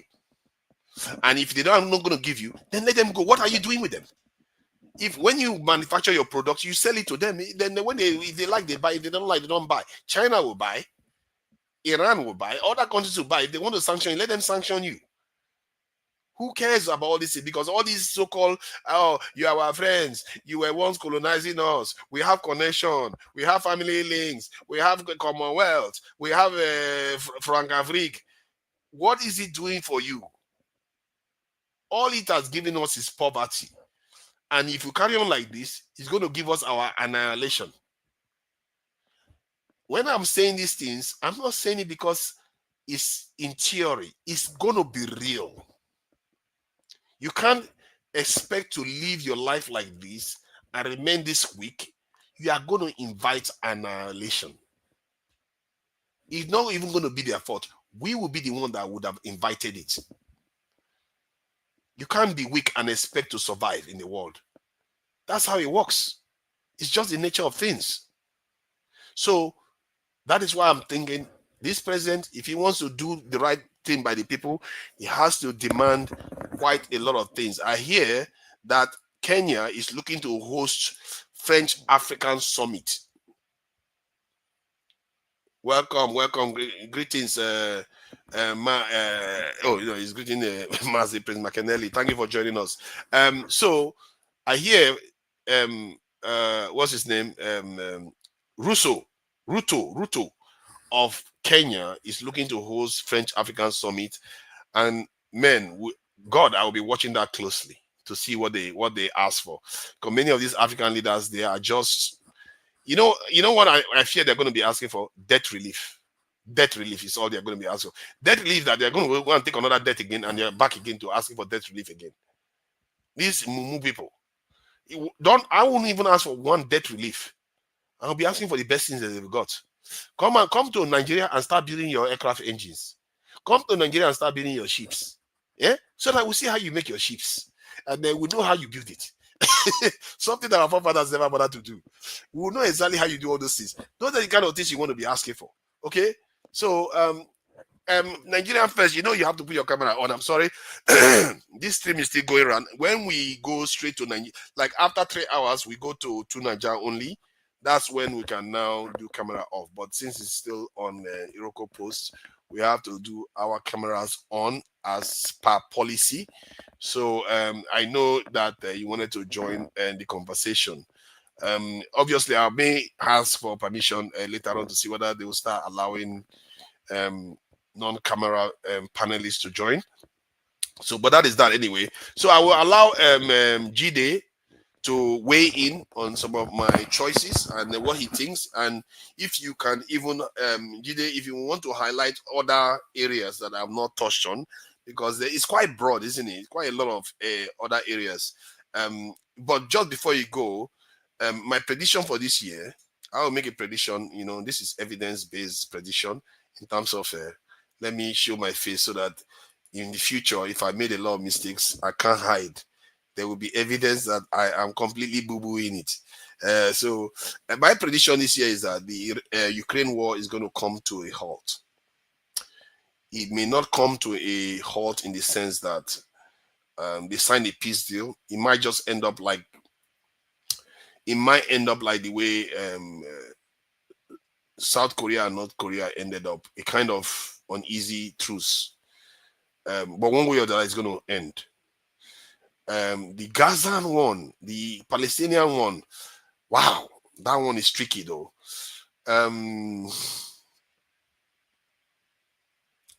I believe that one will end. It probably will end. The Gaza war will probably end sometime in ending of January, maybe even before that then, or maybe even February. I think the Palestinians will survive in that space. Israel will not be able to take Gaza completely. They might take some territories from northern Gaza. China will only get stronger. They are going to get stronger economically, and they're going to get stronger strategically in terms of pulling away from the West. Whatever America does, China has already anticipated it. So not in that trajectory, not much is going to change. Which other area may be affected? I think Africa and the Middle East will see the biggest change in the world. That's what I think is likely to happen. Africa and the Middle East will see the biggest change. In the case of Africa, it could go either way. That, like I said, the president, if he does a good job of his negotiation, as a matter of fact, it doesn't even matter that much, really. I think the events on the ground is already shaping up. I think most Africans are going to see this year, especially Nigerians, as a positive year. If they are objective, they're going to see it as a positive year. However, in the bigger scheme of things, I am not so sure it's going to be a strategically positive year. There's a difference there. strategically positive year will mean that the chances of Africans to be able to sustain their growth get stronger. That, in other words, it will be harder to take it away from them. I'm not so sure anything like that is going to happen this year. Yo, what do you think about? No, sorry, I'm just making a prediction. I need to make a smooth prediction so that when they cut the video out and show it to the world in a year's time, and I'll have a red face, or everybody will think I'm a prophet. Talk about Google's quantum computer. Google's quantum computer. Hold on now. Stop interrupting my flow. If they think I'm a prophet, so that I will get the credibility. A lot of people will be subscribing. But if I boo-boo it, everybody will run away. So on that front, the Ukraine war is going to end. It might just end with an uneasy truce. The Gazan one, it will come to an end. And everything Israel wants, it's not going to get. It's going to get some, but not everything Israel wants it to get. My prediction is that one way or the other, Israel will be further and further on the back foot on what they are doing to the Palestinians. Whether they annex West Bank or not, they are going to be further and further on the back foot, because the whole world is now gained a consciousness that is at the level of the way they had it against apartheid. And they are going to be targeting Israel everywhere they turn now. And so that is one that is going to grow. I'm not going to dare to predict that there's going to be a actual peace deal that's going to be happening between the Israelis and the Palestinians.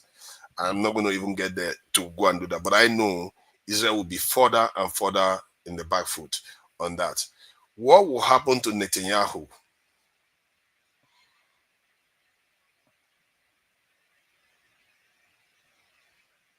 I find it hard to predict Netanyahu, but I think, one, his party is going to lose power. He's going to be out of office the moment the war ends. That's what I think. Most people suspect that, to be fair. The moment the war ends, he's going to lose power. His party is going to be out of office, and he possibly will be convicted, but not necessarily go to jail. That is what I predict. Because of some of the things he's done for Israel, even if he's convicted, he probably won't go to jail. What else is on the horizon? Tension between the US and the China will increase, even if the tension between the US and Russia decreases. Tension between the US and China will increase. In the case of Africa specifically, Nigeria will do better this year. Nigeria will do better this year. The only thing that would derail it is if our president decides that it's a good idea for the French to come into our territory to go and attack Niger. All hell will break loose. I don't see that happening. So Nigeria will do better this year. And Tinubu's popularity will grow. Like it or not, it will grow this year because of what is happening in Nigeria. The Naira will gain value this year too. By this time next December, the Naira will be somewhere, I think it's going to be solid at 1,500 at most, at the least. It could be up to like 1,400 even.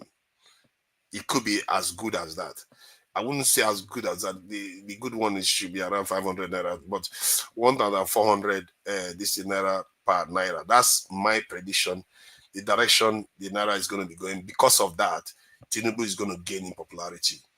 And what else is am I to predict in terms of Africa and West Africa?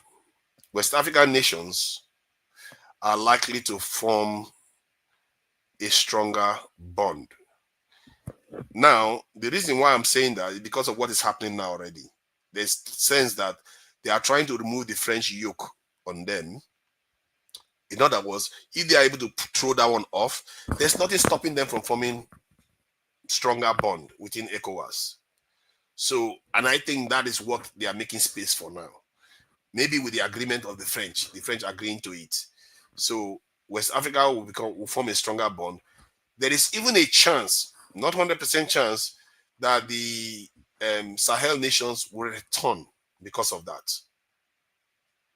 there is even a chance that the Sahel nations will return because of that. The reason why I said this is because I already said earlier when these people took over and Tinubu was threatening them for war, this is the kind of arrangement I was saying Tinubu should have been negotiating for. That may change their mind. Because if they feel that the colonial powers are not controlling West Africa anymore, and West Africa is actually standing on its own strategically, they may not see any reason why to isolate themselves anymore. Because one of the reasons why they are doing that, because they feel like West Africa is just beholden to the West. West Africa is not forming military alliances as they are supposed to.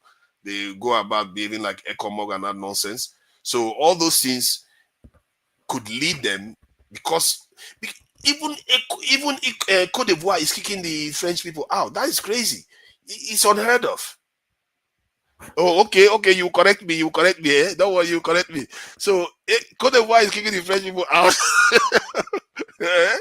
So if that happens, then it means ECOWAS has a chance to become more solid, and they may even resurrect the idea of the eco currency again. So there's quite a lot of things I believe is going to happen this year, and I'm sure I've got a few of them wrong. By the end of the year,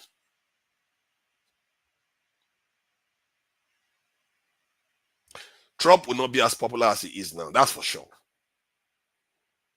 He's not going to be as popular as he is now. And Elon Musk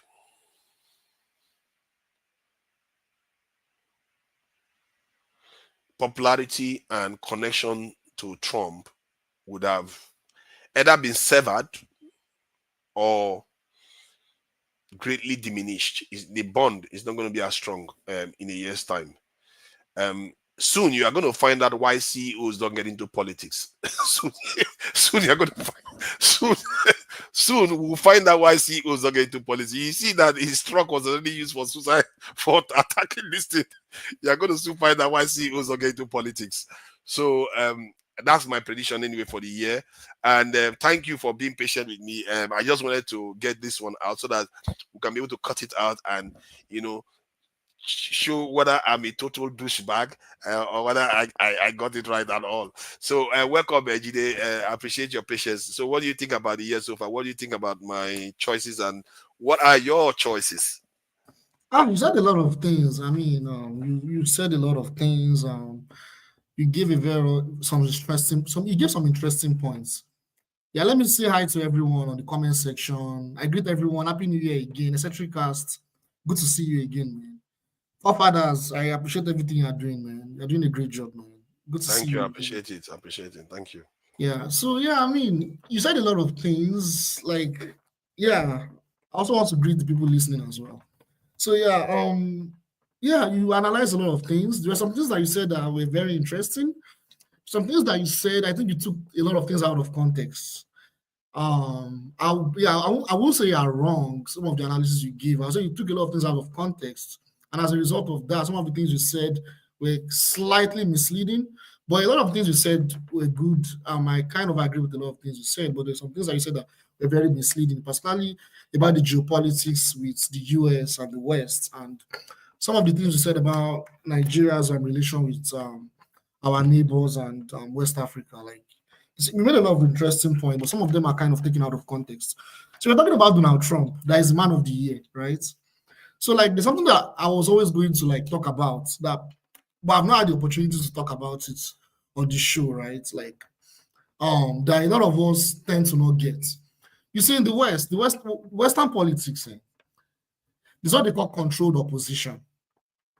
So when you have a leader in power, right, and the states, the governments, the political parties are not implementing the policies that will benefit the people, they continue to implement the foreign policies that that would continue to funnel wars overseas, right? So there is this people they call the controlled opposition. They are there to be like, oh, they are for the people, they love the people, they want change. They make valid criticism of those that are in power, right? They make valid criticism, but actually their views, what they are coming to implement is almost going to be the same as those that are in power. In fact, a lot of this controlled opposition, they are right-wing political parties. This opposition, they are part of the establishment. So America is one of the prime example of that, right? America is an empire, right? You have the Democrats. We talk about Joe Biden. So I'm not very interested about Joe Biden. I really agree with a lot of things said about Joe Biden, the Democrats, a lot of the things they are doing, a lot of their failed policies, right? You mentioned it. However, the opposition party, actually, they're also part of the establishment, but they are controlled opposition. They are not the real opposition that is kind of like the anti-establishment that want to come and implement policies that really benefit the people, that will stop the wars overseas, that will revolutionize the foreign policy, you understand, of the West, that will, you know all the things that we want. I don't want to go into all the lists, right? It goes on and on. So this controlled opposition, actually, what you have is that they play the game differently. They play the game completely differently, but they are also part of the establishment. So the idea that Donald Trump is a hero, I think it is very misleading to a lot of people, particularly with Black people. White people can be illusional about it. White people is their own, they can be illusional about it, right? They have their politics, they have their interest. You understand? They can be illusional about Donald Trump. But we Black people, we need to understand who our oppressors are very well, because my major position on this is we really need to study our oppressors. We really need to study their politics, their game, the game they play. Donald Trump is not an hero, particularly for, I mean, it's not an hero for us, obviously, but it's not it's not the kind of figure of anti-establishment that we think, you know, he is. Even though I condemn everything that has been done to him, I condemn it. You know, the association attempt on his life, I condemn it sincerely. Everything that, you know, on his life, how they attacked him and everything, I condemn it. But the real fact is, that's what they do. They play psyop operations on controlled opposition to make it seem like that's the enemy of the states, that's the threat of the states. But actually, you will see that even before he got into office, he's going to be coming into office in less than 2 weeks or so. They've already removed all the allegations against him, the court appeal and everything. It has been withdrawn. It's not a coincidence. It's not like he did anything magical. You understand? Everything was a psychological operation so as to ensure that the population think that the person that is actually part of the establishment is their hero. It's not just even those politicians. You also have the media platforms too, like people like Tucker Carlson, people like Candace Owens, all these people. They're actually part of they may have some things they say, they may criticize, which is legitimate. You know, they may have some interesting views, but if you understand their political ideology, what they stand for, you will realize, and how they are connected to some of these powerful people, they are part of the establishment. Donald Trump did not start new wars when he was in power from 2016 to 2020. However, a lot of the things that happened under Joe Biden, he had already planted the seed. That's what a lot of people do not know. Everything that happened under Joe Biden, the Gaza war, the war in Ukraine, he already planted the seed. In fact, when he was in power, he was the first president to supply weapons to Ukraine. After the Maidan revolution and everything, he was the first. People don't know this. People don't know this. But he was actually the first person to supply weapons to the neo-Nazi regime that fought Russia, right? The Russian elements. You mean Trump was the one that first supplied them? Yes. People don't know this. Forget his rhetoric. I don't know that. The game. When he's coming out and say, oh, you know, if he was in power, the war would have happened. These are, I mean, I know Donald Trump very well. I've read his books. He's a person that is a Machiavellian. He can come and give you lies, what he wants to hear, but he has what he wants to do. He always makes sure he wins, and the winner takes it all. That's kind of person Donald Trump is. But he doesn't like to lose. Hold on, but the reason why I think Trump has a different opinion, yeah, he's part of the establishment, but he does have a different opinion with the American approach to Russia, because in the first time, he was being pestered continuously that he was a Russian stooge. And he didn't care. He even went in front of Putin and denounced his own secret service. He didn't care. So yes, I'll explain that part. Go ahead. I'm just trying to highlight that it's not necessarily like he is just playing along. They have a difference of opinion with their approach to Russia. That's what I'm seeing. Yeah, absolutely. You're right.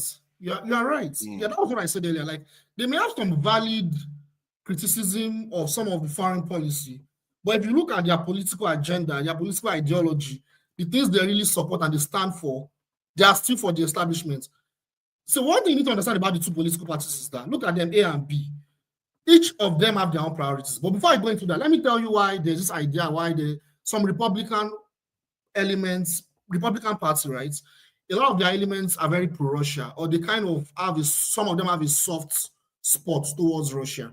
It comes from the history of the US, from the white nationalist history of the US, where the Russian Empire recognized US. I think it was one of the first countries that recognized US at that time as a country. There's that one.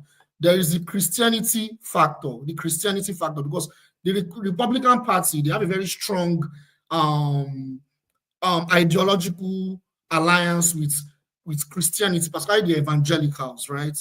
So there's that aspect. But Russia as a state, they have a very strong Christian history, rich Christian heritage. So that kind of aligns them together. That's the first point. The second thing also is, Gide, there's something you need to consider as well. The elite conservative party members, the Republicans, the more elite Republicans are not pro-Russia. You know what I mean? It's just like that was just some have a soft spot. When I mean soft spot, it doesn't mean if what's going on in Ukraine. I'm going there. I'm going there. I was going to talk about that. I'm not saying all Republicans are pro-Russia. That's not what I'm saying. What I'm saying is that there are some elements that have a soft spot due to the conservative values with the Republicans. However, you have even within the Republicans, you have the neoconservatives. The neoconservatives, they align a lot, even with the Democrats, on some of the policies that have been implemented. I'll give an example, just like what Eccentrica said. When Kamala Harris was campaigning, Dick Cheney's wife, Dick Cheney, George Bush, they are Republicans.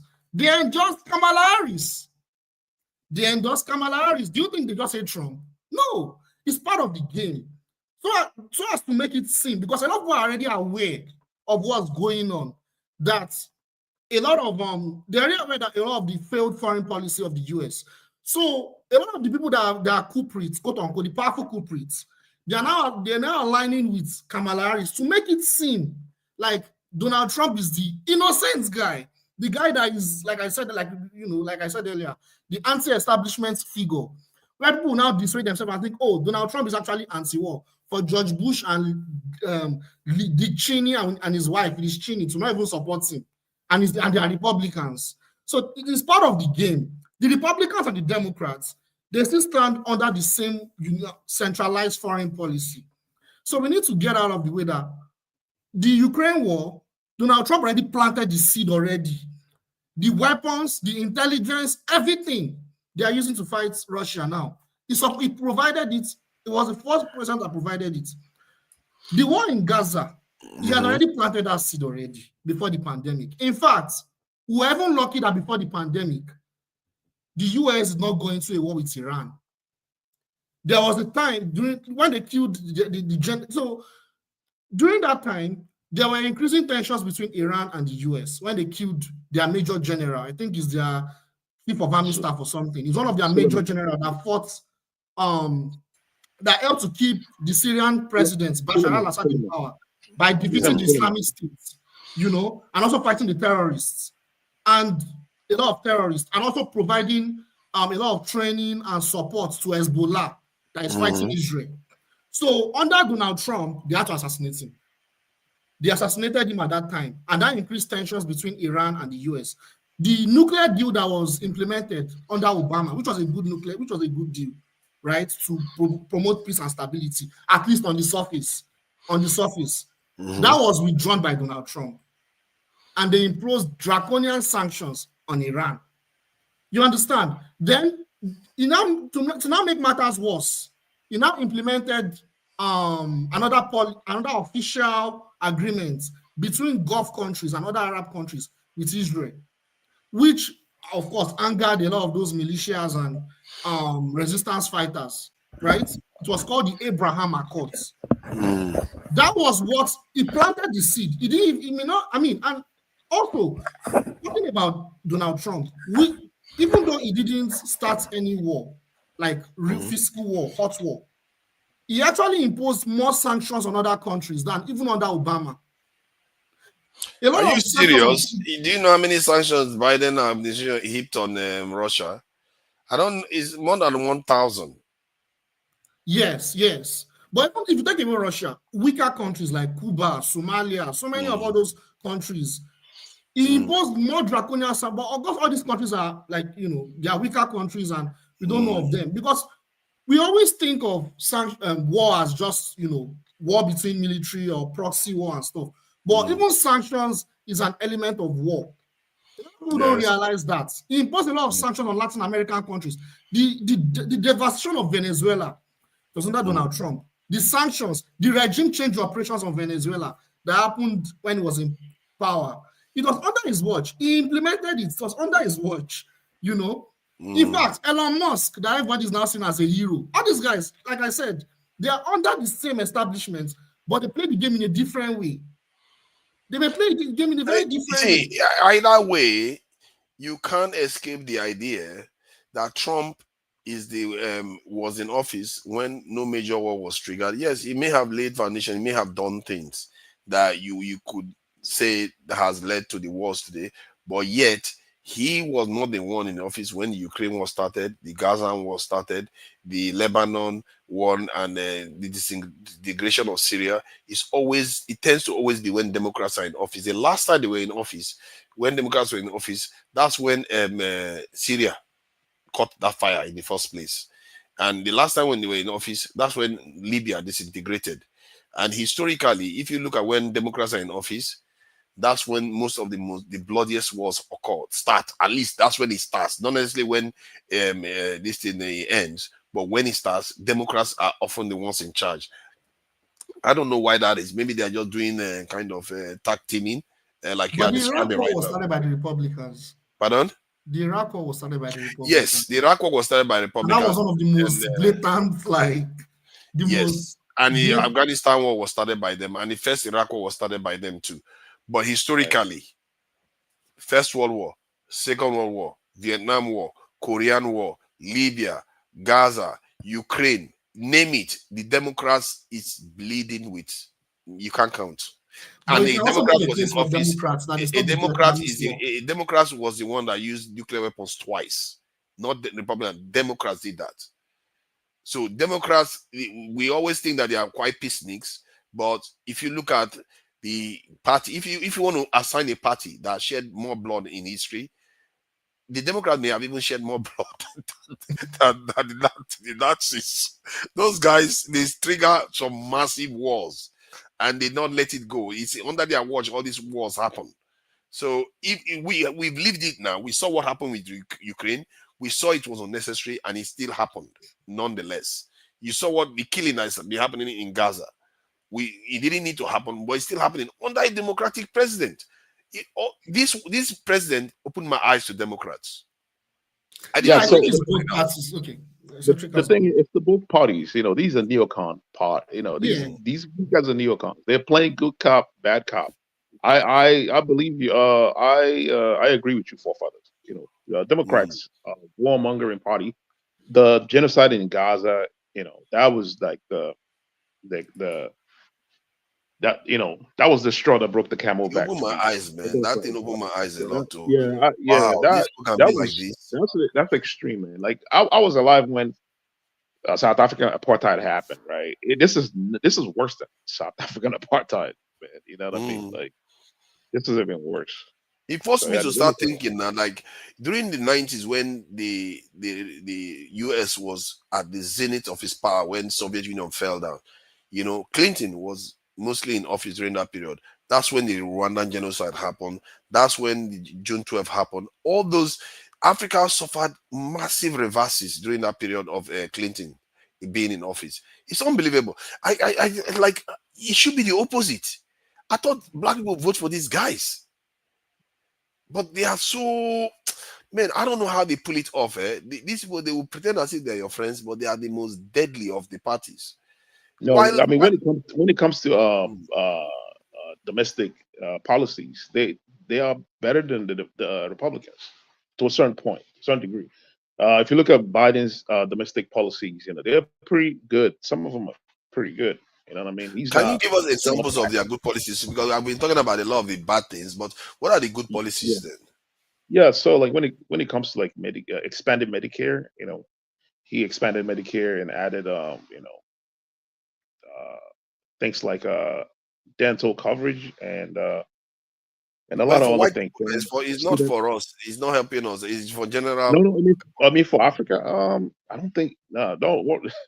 When it comes to What do you foreign think of policy, foreign policy is a different animal, man. Like Yeah, when it we're comes to still talking about foreign policy. I mean, there's some good things in back home, like the loan forgiveness. He forgives some student loans for a lot of other yeah, things. when we talk domestic policies, but I mean, Yeah.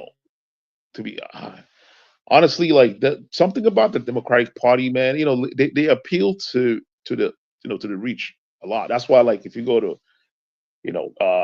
states run by Democrats, they're the most expensive. Like the state that I'm in. Housing price is expensive here, and cost of living is so high, and it's the same in every state run by Democrats. I don't know what it is about Democratic Party that you know they are kind of anti. I mean, they're not anti-worker like the Republican Party are, because they are the ones that did the whole right to work, policy. The Republican Party and Republican Party hates the labor, the unions. You know what I mean? But the Democrats, man, their policies always hurt the poor. I don't know what it is. I mean, those two parties, I'm not a fan of them, anyways.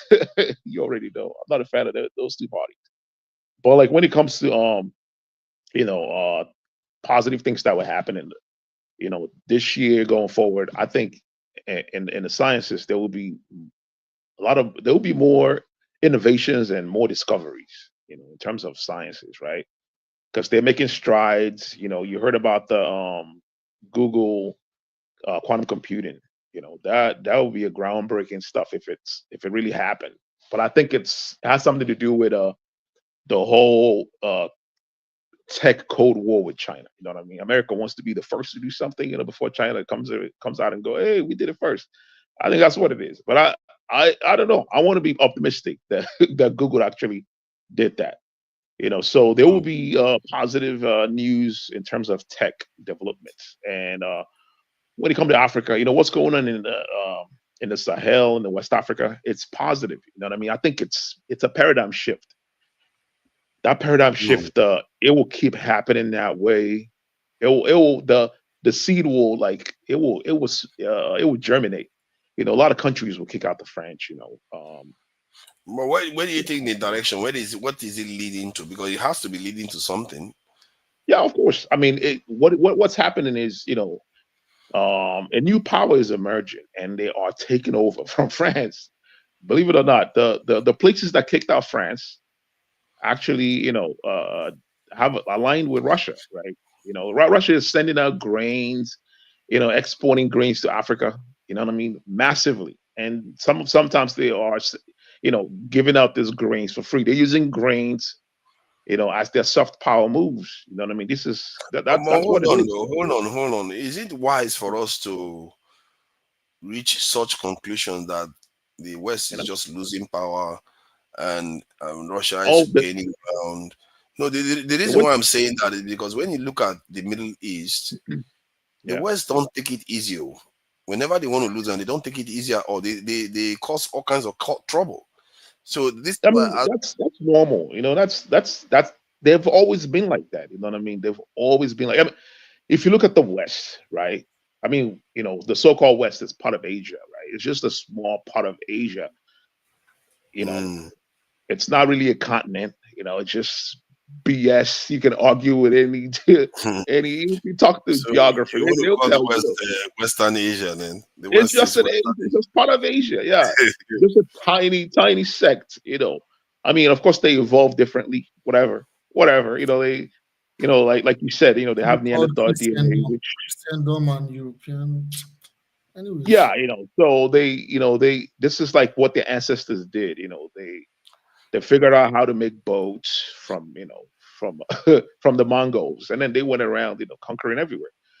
But But you know, but one of the it's agreement I saw that the Democrats did, because when you were talking about some of the things Democrats did for black people, which I barely can see, but one of them is the AGOA trade policy. What has that truly done for Africa? Because I think it was Clinton that signed it in 2020, year 2000. Mhm. Look at 24 years later. Look at Africa. Don't we look even poorer, more emaciated? What, Yeah, yeah, yeah. what does that This do is, for us? well, this is the thing, right? You know, the West. If you look at the political party, right? I mean, the economic system, right? It doesn't tell you, you know, it doesn't tell you anything positive about them. You know what I mean? Like, a, a capitalist will not give you anything for free. So I'm saying, or give you something equally. They don't do equal business to be fair. That's just the nature of capitalism, right? That's why, you know what I mean. Anytime the West does something for Africa, you have to like actually look at what they're not telling you. Like when Blinken called all the leaders and then promised to give them how many $billion. That was their way of like trying to counter China. Belt and Road Initiative, which is Mm. very popular. You know what I mean. Most of the development in Nigeria were as a result of Belt and Road Initiative. And I believe that Tinubu was made president to sever the tie, the whole Belt and Road Initiative, to stop the whole Belt and Mm. even if he won't stop it completely, he will slow it down. Because under I Buhari, think you Belt are and right. Road Initiative, You may be right there. So, but sped up. then, who is your man of Invest- the year then of last year, and what do you think is going to be coming up for this year? Before we bring Jonaba in, Who's the man of the year for last year? yeah, 2024. Then for this year, what do you think is gonna, what do you think is gonna be likely to be happening this year? Man of the year. I mean, woman of the year. Yeah, yeah, you Honestly, know, man. To be fair, the person of the year. person of the year. Mm. Man. Goodness. Honestly, I have to think about it. I don't know. I do not know. I mean, this honestly, like I think this is what I think, right? Before it's Mm-hmm. like what they say in the occult, right? Everything casts a shadow. Everything casts a shadow, right? We are in the shadow phase of everything, right? Things are Mm. not going to be good. You feel what I'm saying? But there will be the paradigm shift's going to be happening little by little. You know what I mean? Like you saw what's going on in the Sahel. You saw BRICS. These is all. This is all like the initial stage of the paradigm shift, and I believe like in the next perhaps 10 years, when all these things come together, there will be a huge paradigm shift, right, where the global South will become kind of free from the global North, because right now the global South is like in almost like it's like a slave master relationship that we have, a slave, whatever, with Papa, with you the don't ask billion. me about my man of the year. Yeah, yeah. Oh, yeah. I'll Yeah, be coming to go you. ahead. Jide, what's the man of the year? Now, go ahead. You can take that. Yeah, don't worry. He's got one in mind. I have a couple of people in mind that really impressed me this year as leaders to emulate. Okay. Vladimir Putin is a strong leader, but he's too popular. And what he has done has not just been unique to last year. So I will not mention Vladimir Putin for Okay. 2024. I'll mention Ibrahim Traore. Mm. Ibrahim Traore has been a very inspirational leader for the African continent. If you talk about world leader of the year, the leader that I've admired me the most, I'll go to Latin America. Man. Latin America, there's some leaders I really admire. Lula, Mm. I love Lula. Lula is one Lula. of I love Lula of Brazil. This Honduras presidents, those are leaders that I wish they Wow. ran Nigeria. That's what's up. This newly elected woman, she's a very good leader. I've forgotten her name now.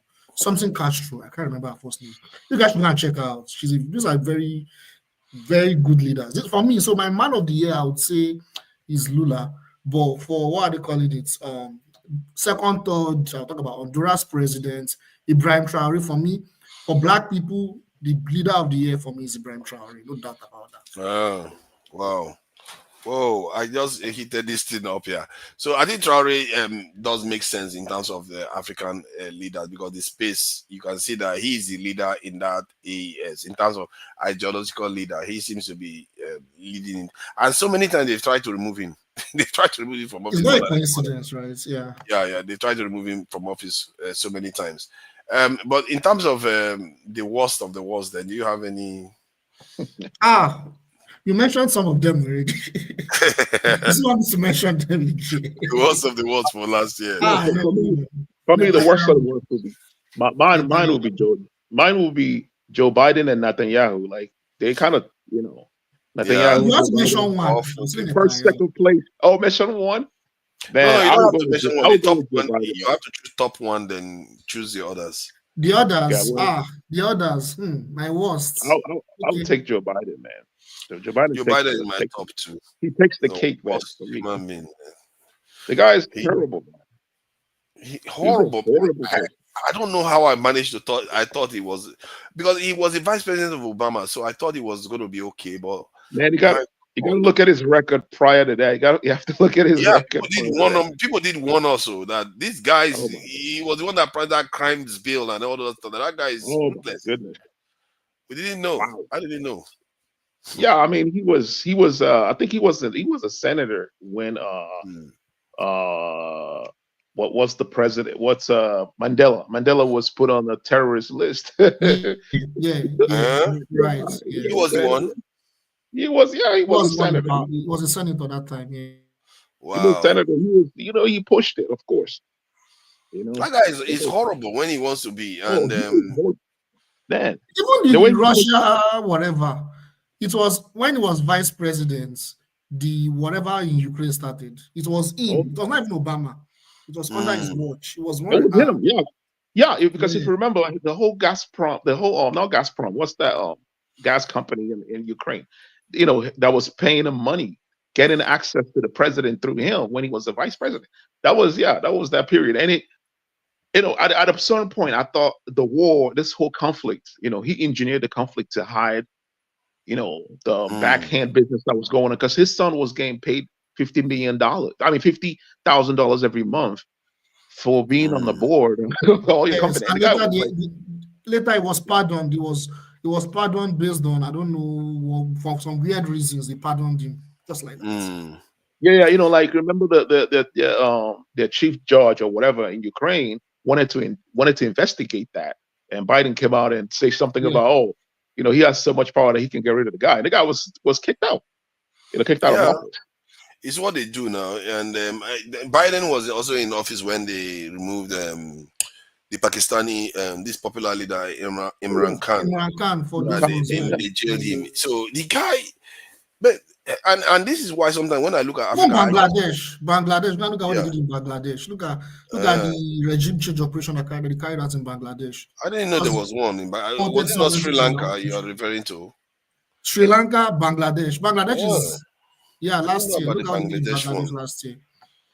When they are in office, a lot of people fall from office. When Democrats are in office, they are more interfering in nations. They try to knock off people that are not ideologically on their side. While Trump and Republicans don't care too much. The reason why I say that is because when you look at history, the leader that went to China first to have a war with China and reach a rapprochement was Nixon, a Republican leader, not a Democrat.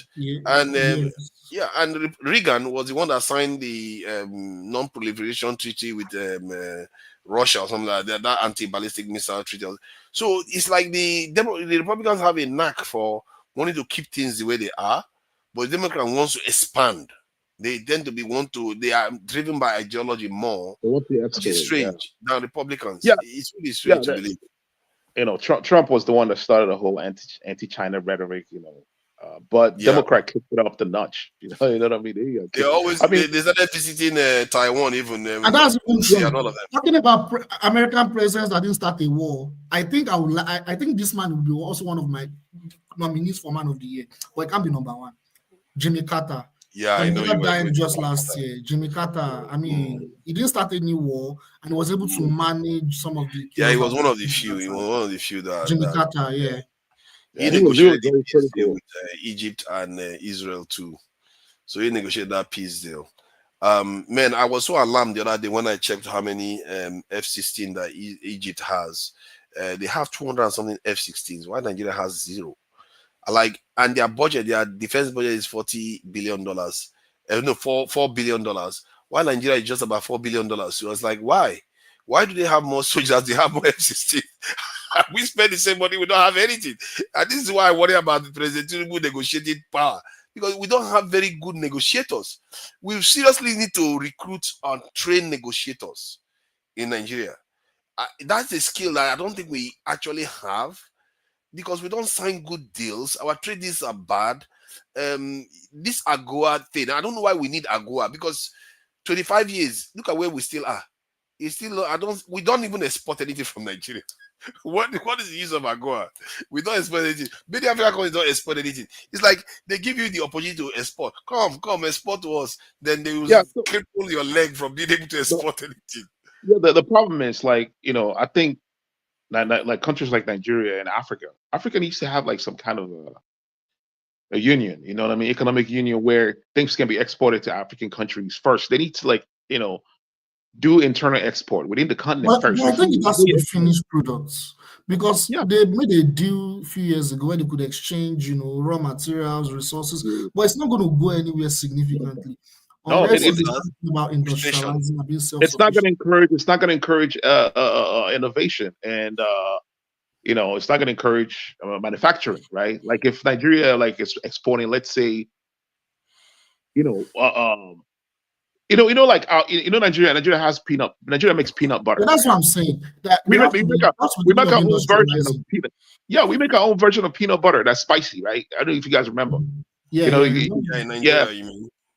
Yeah, we have so many different things of kuli and all.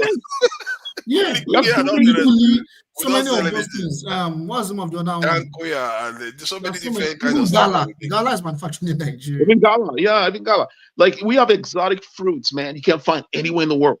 Yeah, cherry is the guava. I ate guava when I was very young. Odara, they call it Odara in Nigeria, but I've never seen it in any other part of the world. That is uniquely this in African Nigerian. So what else is there even? We do have a lot of stuff that we've not exported, and that is just food stuff. We barely even export yam from Nigeria. We barely even some people say we export to the US, but I've not seen it in the UK. It's only Ghana yam we see in the UK all the time. The other area I think we could have been able to export is low value mechanical items, even cutlass, knives, what they call it, gearing material, steel, all those things. Just lightly manufactured goods, tires, all those sort of things. We should be able to be making them in Nigeria now. And that's what I'm saying. Like industries, even if it's medium scale or small scale industries or factories, like making finished products, like tires. That's what actually makes economies to become very productive. But what happens is that all these African countries, they rarely trade in terms of finished products from their own countries. Then unfortunately and tragically, like these African countries are not self-sufficient. What makes a country very robust and strong is when the country is self-sufficient. A lot of these African countries are not even self-sufficient. Well, how can we spend more than $1 billion in R&D projects every year in Nigeria? 1 billion. If I had $1 billion on R&D project, even if it's 500 million, every year I will be outputting one new export that Nigeria is going to be exporting. Because you're going to develop, if it's tire manufacturing, you get the equipment that you need to manufacture it, have this is supply chain for it, the raw materials. We have most of them, bitumen and all those things that we need in Nigeria to make it. Then finalize the process that you're going to use to manufacture tires. Boom, that's one. The next year, another big one again. You'll be all over to Africa. Nigerian music is very popular, right? This could be a conduit to promote other products. If you have Wizkid promoted, Nigerian, Nigerian fruits, exotic fruits. Those guys can serve as conduits. Their music is playing everywhere. I'm telling you, nowhere in the world they love their music everywhere in the world, in East Europe, in the islands, everywhere. Like I'm surprised. Like people that play their music, Nigerian music, I'm like, what the hell? I'm shocked. I get shocked when I hear people play Nigerian music. You know what I mean? So the music is very popular. They could use it as a conduit to promote other products. I mean that is true now, because isn't that how Dr. Dre was able to promote the headset that he made. Yeah. So you can see with the star power mixed up with the products that is being manufactured in Nigeria, it can be sold. Yeah, but the problem is that don't manufacture anything. Make all these products, these economically viable products. There are political reasons why that cannot be allowed. Even if, we are also responsible for some of these things, but there are also political reasons why like what cannot be afforded. You know what somebody once said? He said, Africa, I've forgotten what video that was. I'll try to find it. He said Africa is used by many Western countries and many countries around the world as a dumping ground for their outdated technologies. So, and in other words, if you want to start manufacturing new things now, you're countering that, and that could be a problem. Maybe that's why you don't see a lot of new manufacturing happening in Nigeria, because fairly used cars are a big market in Africa. Fairly used clothes, surprisingly clothes, are a big one in Africa too. So many things that we use, substandard stuff like military technology, very, very substandard aircrafts are the ones that are sold to us. Like I said, even simple Egypt has 200 and something F-16. Nigeria doesn't have one. They always sell us the old aircrafts and the ones that are, outdated. So it's something that if you want to start manufacturing, you have to be aware that you need to challenge these forces that want to use us as a dumping ground. Yeah, if Nigeria was into military industrial, if Nigeria's military industrial complex is developed, there are places where they could test out their weapons. They could try it in the Ukraine war. That's what the West is doing right now. They're using that. You would think Nigeria, exactly. You are right there. You would think Nigeria will be volunteering its soldiers and say, go and get experience fighting the first world conflict. They will be learning how to use drones and all those things. You don't even need to export your soldiers. You can just invite some people that actually serve there to come train your soldiers on how to, you know what I mean, on that kind of warfare, because it's a different type of warfare. But it's not the same thing. That you have to experience it. I think if you experience it, then you become more war hardy. Because now your soldiers have been in the battlefield. They will bring other knowledge home, bring how the technologies are being deployed in. These are the kind of things we need to be getting involved in, like get involved in first war conflict, having experience and bringing it back home and training the ones at home and say, this is how it's done. This is how they are using drones. There was one thing I read online. It was so fascinating because they were talking about how they use drones, how the North Koreans try to kill Ukrainian drones. If you had never present in that war, you would never know how to do that. So the way they did it was that, like when drone is coming to attack them now, they said they will just spread out, like the soldiers will just spread out somehow. Like one of them is going to be used as a target for the drone. So while because the drone is moving, you see. So while the drone wants to target that person, the drone will stop momentarily just to do that. So when the drone stops, then they strike. Then they know how to strike the drone. So these are the kind of things you will not gain this type of knowledge just by thinking about it when you are not in the battlefield itself. Yeah, there are like, wow, I never thought about it that the drone has to stop before it fires. Because they have a jam. They have a way of they use all those technologies even in Gaza. Electronically jamming. Many of those, they have different methods now. They even use fiber optic cable to fly the drones now.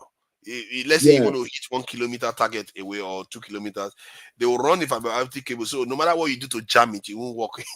It's basically connected. It's basically connected directly with wire.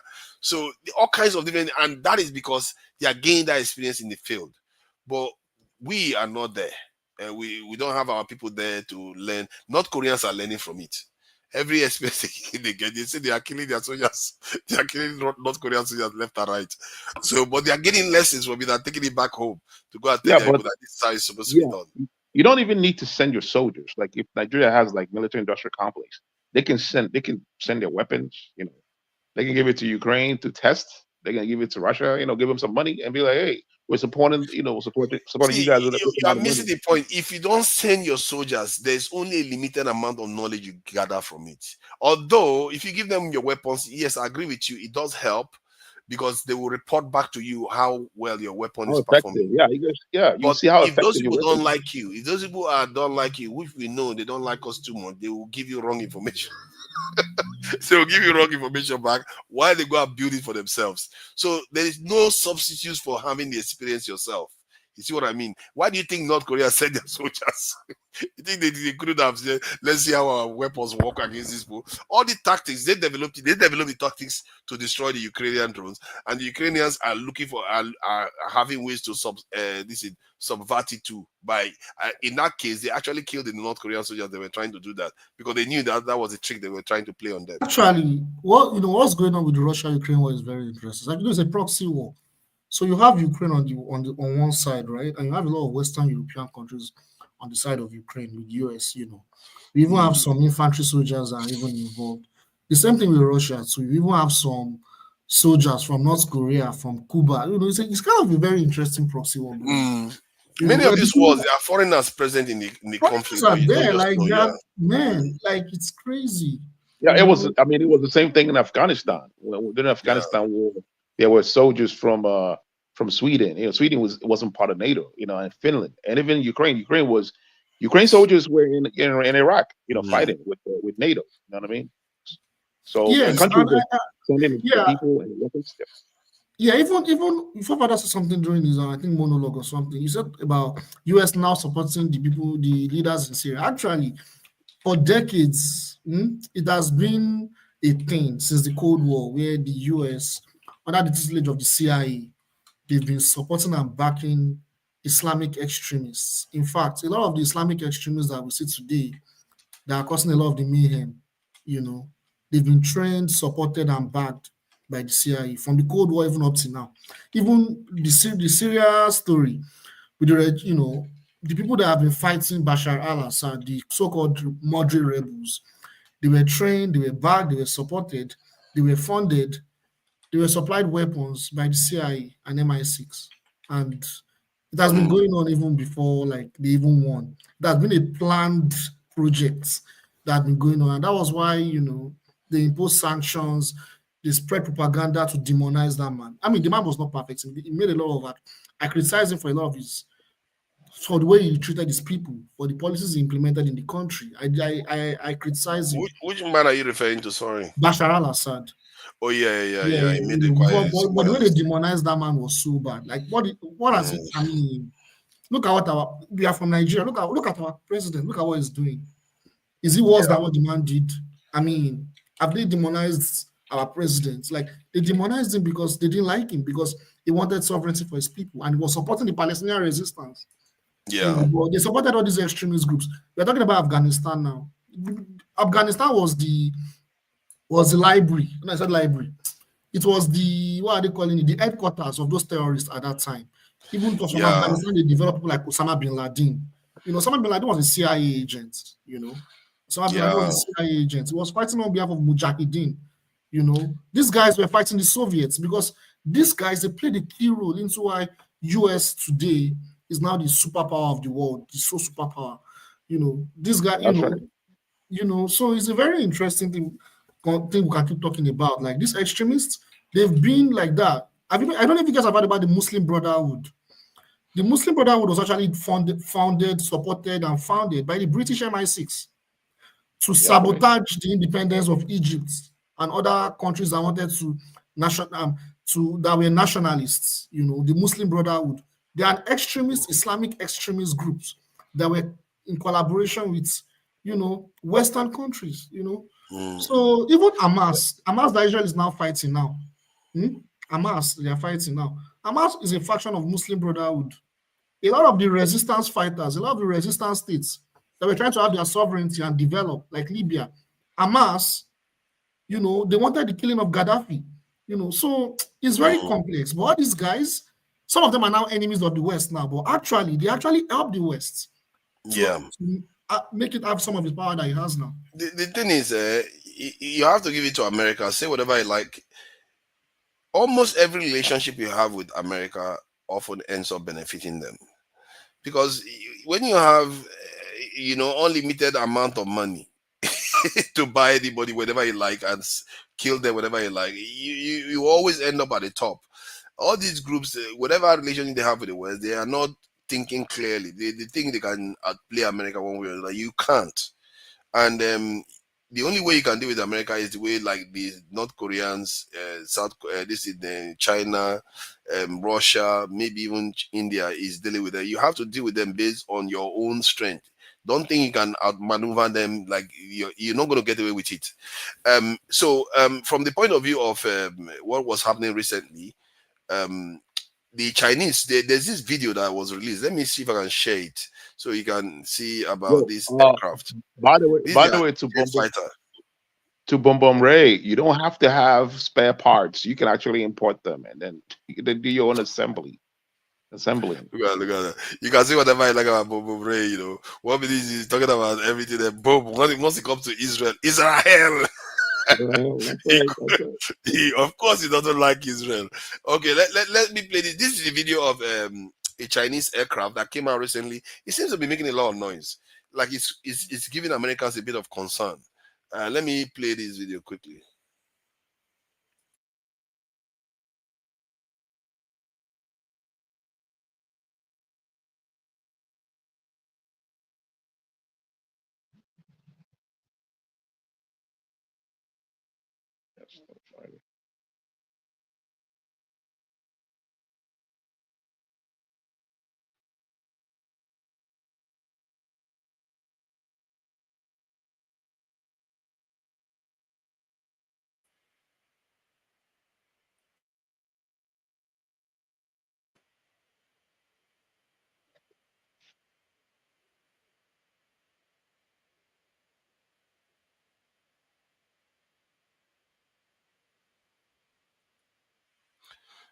Now I will show you what some people are saying about it. It's funny because I don't know what they expect or that China is going to be using fifth generation. China is just as advanced as the West right now, and they are probably going to overtake them in the coming years. I don't know what they expect to be seen though. Like China is going to be making primitive aircraft.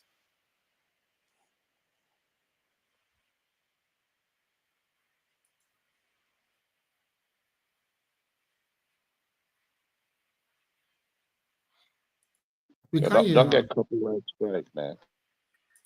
So I would say that China has definitely ended 2024 on a high, on a very impressive note, unveiling its groundbreaking sixth generation stealth fighters during test flight over Sichuan on December 26th. So, of course, the development is very significant, but apart from that, we also have to pay attention to the date. The date was chosen to align with Mao Zedong's 131st birth anniversary, and I do feel that this is somehow linked in a way that how China is trying to signal that it is moving towards modernization, it is moving towards its goal that were kind of put forth since the PRC was established. So these jets, alongside the launch of the Type 076 amphibious assault vessel, mark a striking leap in China's military advancement.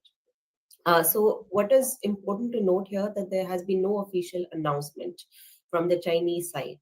And this could just be a prototype and still a lot of new technologies to be inducted in the fighter jet. However, this is still a leap for China.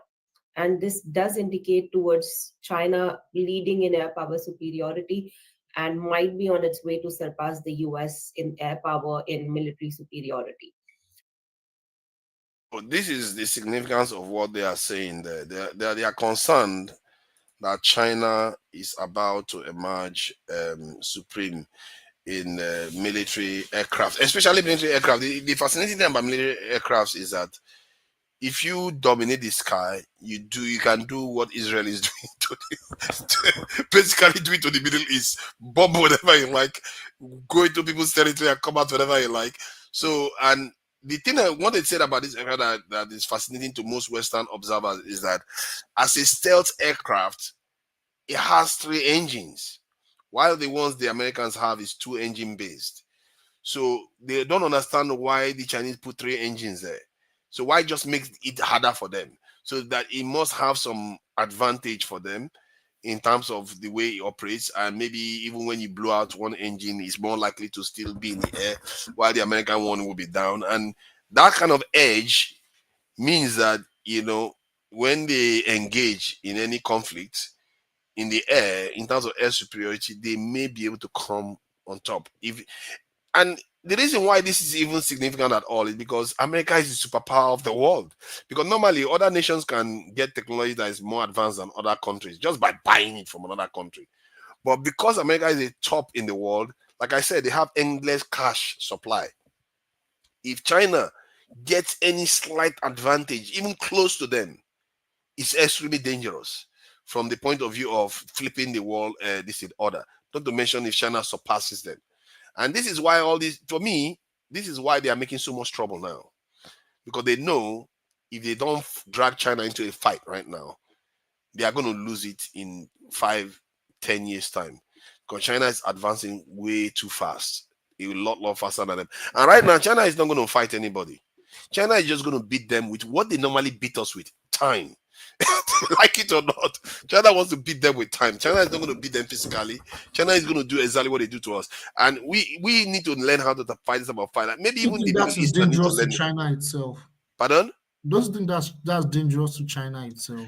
The only danger that will pose to China is Chinese government itself. If the Chinese government falls internally, that will be the only danger. All they have to do is just just keep building and just wait out America. If America attacks them first, the whole world will not blame them for replying. So all they have to do is just sit back and trade with the rest of the world and keep building. And they are building stronger and stronger.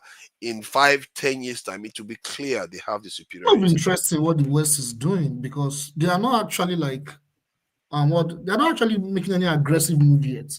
They are focused on the Middle East and Russia, Oh, the West is making why do you say so? I hope you understand. Go take a time and study how many Americans say in terms of no, that's not what military. I'm saying. That's not what I'm saying. What are you saying? Missile into China. They've not no, I don't understand. Look at all the big wings and everything anywhere you can think of. Look at. No, that's not what I'm saying. What I'm saying is there is no war. China is not fighting a war with America right now. There's no China is not fighting, but at the same that's time, what I'm saying. At the same time, they are trying to contain China. Sometimes when they push you, just like what they are doing with what they did with Russia, same thing they're doing with China. Same thing they're even doing with India because India is trying to play smart, try to make relationship with the global West and the global East at the same time. So that's why you see continuously America will have good relationship with Pakistan, they will write off debts, whatever, to contain India. Then when you look at China, they put all this military base in South Korea, put all this military base in Japan. Another way around, they are compressing you. You understand? And remember, when you talk about America, naturally, they stay in their own comfort zone. That's why they have issues with countries like Cuba. They put American Samoa, Puerto Rico, all these other small islands to even protect themselves. Nobody go close to them. But whenever people that they presume that you are enemy, they go close to you. They make every country around you their friend. They give them all type of support. That way, apart from military weapons and everything, they use it to have edge. You understand? Their economic strength and their military might. You understand? You need to understand. Yeah, you need to understand most of the countries that the United States are using to contain China, right, are under a democracy, right? What that means is if the United States, if the United States is right now. If the United States installs a regime, right? Like let's say, I mean, look at what's going on in South Korea, right? The puppet of the West he was impeached, right? So and look at what's going on in the Philippines, right? The current president. But the same people is singing. One corner of the same people is singing that Trump will come rescue them out. So it's still the same West. You understand? So it's like playing party game. Oh, this one is for Democrat and the other one is for Republican. So the US is still winning. Do you get my point? So in essence of it, that's exactly what forefather is saying. What forefather is saying is that you take it or you leave it. The US is still winning. No, what you understand? They still have this edge. So what China need to do, that's exactly what forefather is saying. China is just closing their door. They want to use time to achieve this purpose. So which means they still need to do more and more and more. That's the point I'm trying to make. Like if you look at the Philippines is running a democracy. The current president, right, once his term is done, it's gonna probably go back to the previous administration. They might take over and then they will undo everything that was done by the current administration. I forgot the name of the current president. When he undoes that, you know what I mean? It's just going to be the same thing. The United States will try to impose, try to support another, extremist right winger that will come in and bring back the same policy. So these countries are running democracy like the South Korea, Japan. Who knows? There might be a political change there that will undo all these things. You know what I mean? All this. But for over close to 70 years now, that has not been undone. That's the problem. Not for Japan. That is it. Not for Japan at all. The people, because of democracy, have come to stay in some of this land for so long. The people, one side of the people can compromise. They can betray themselves, just like as the way Bola Tinubu will betray the whole of West Africa for his own interests. You understand? That's how it is. You understand? So one corner, people might do one thing, the other people will do another thing. It's just going to take time. But where I will agree with Forefather, it's just time. Just keep doing your thing. You understand? But for now, if you think that you're going to achieve anything, I don't think so, because the financial strength, you understand, they've compressed these people. Look, how do you want to explain putting all this military base in all this place? We're talking about the satellites, you understand, up there. So which means technically it's like they see your nakedness. You understand? They see everything that you are doing from sky, from the satellites. Then they even put the military base come close to you. Do you see any military base come close to America? When Russia tried to make one small relationship with Cuba, till today, the enmity still stands. You understand? They say it will never, ever happen. Yeah, you understand? So it's the name of the game now. Let me share something that will open our eyes a little bit. You see, this is some of the things I talk about, something that other Nigerians don't tend to. I know you guys here tend to agree. Look at China. Look at what Biden is doing. You see, these Democrats are evil, I tell you. Look at what Biden is doing. All these globalists. He's blocking Japan, an ally, from buying a steel company in America. Get his reasoning. Look at how they behave now. Look at what he's saying. You see, this is why I have to admire Oyibo people. These people, they know when their bread is buttered. There are people at the top mumus. Look at what he said. He says, as I have said many times, steel production and the steel workers who produce it are the backbone of our nation.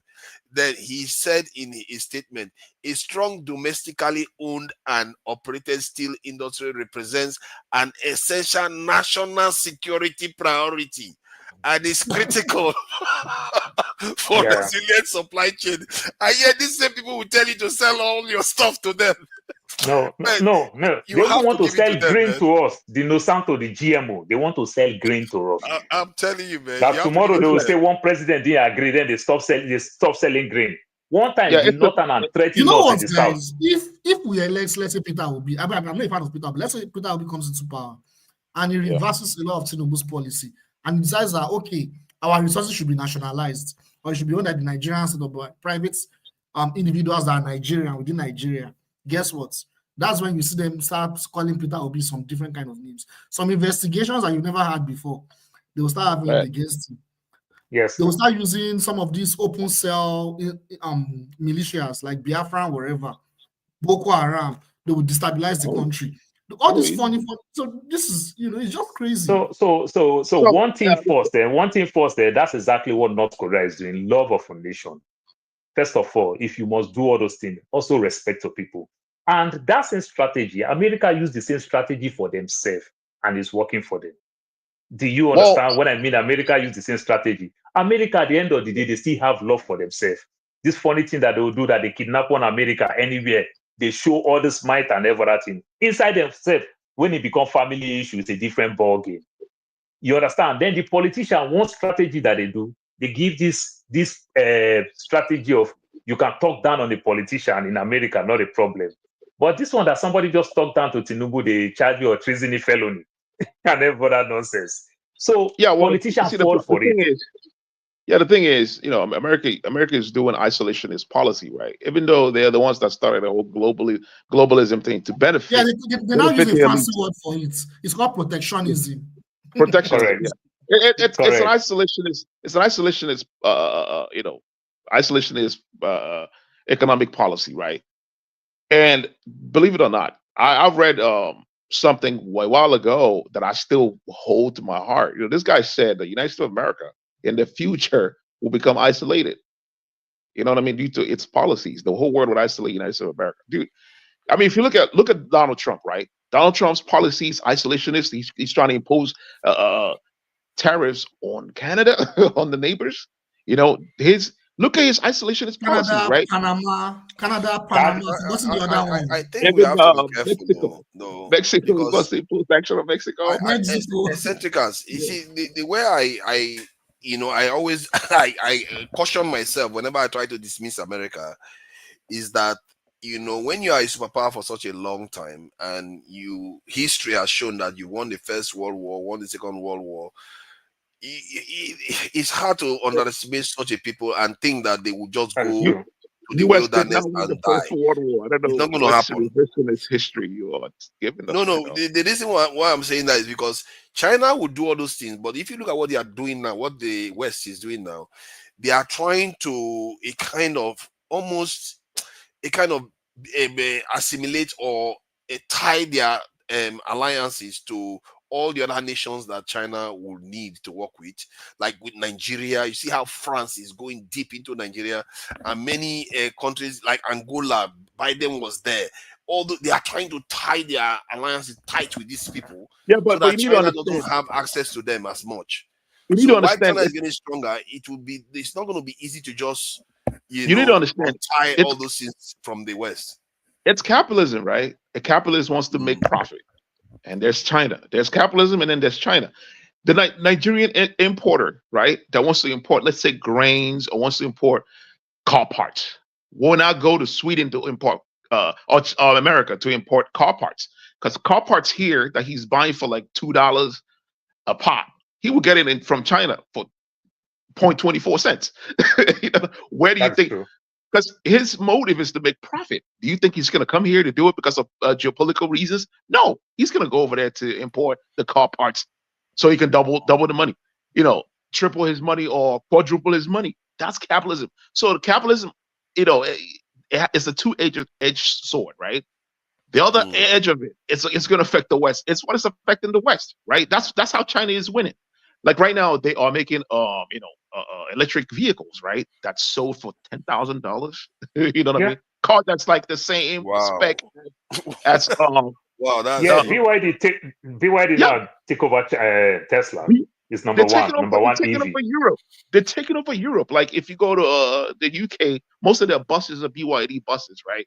Even here in the United States of America, and if you go to California, all the buses there are BYD buses, right? So like all that needs to happen is if this guy stopped their protectionist policies, their electric vehicle would just flog the United States of America. Like you can afford that without even putting down large amount of down payment and then paying exorbitant amount every month.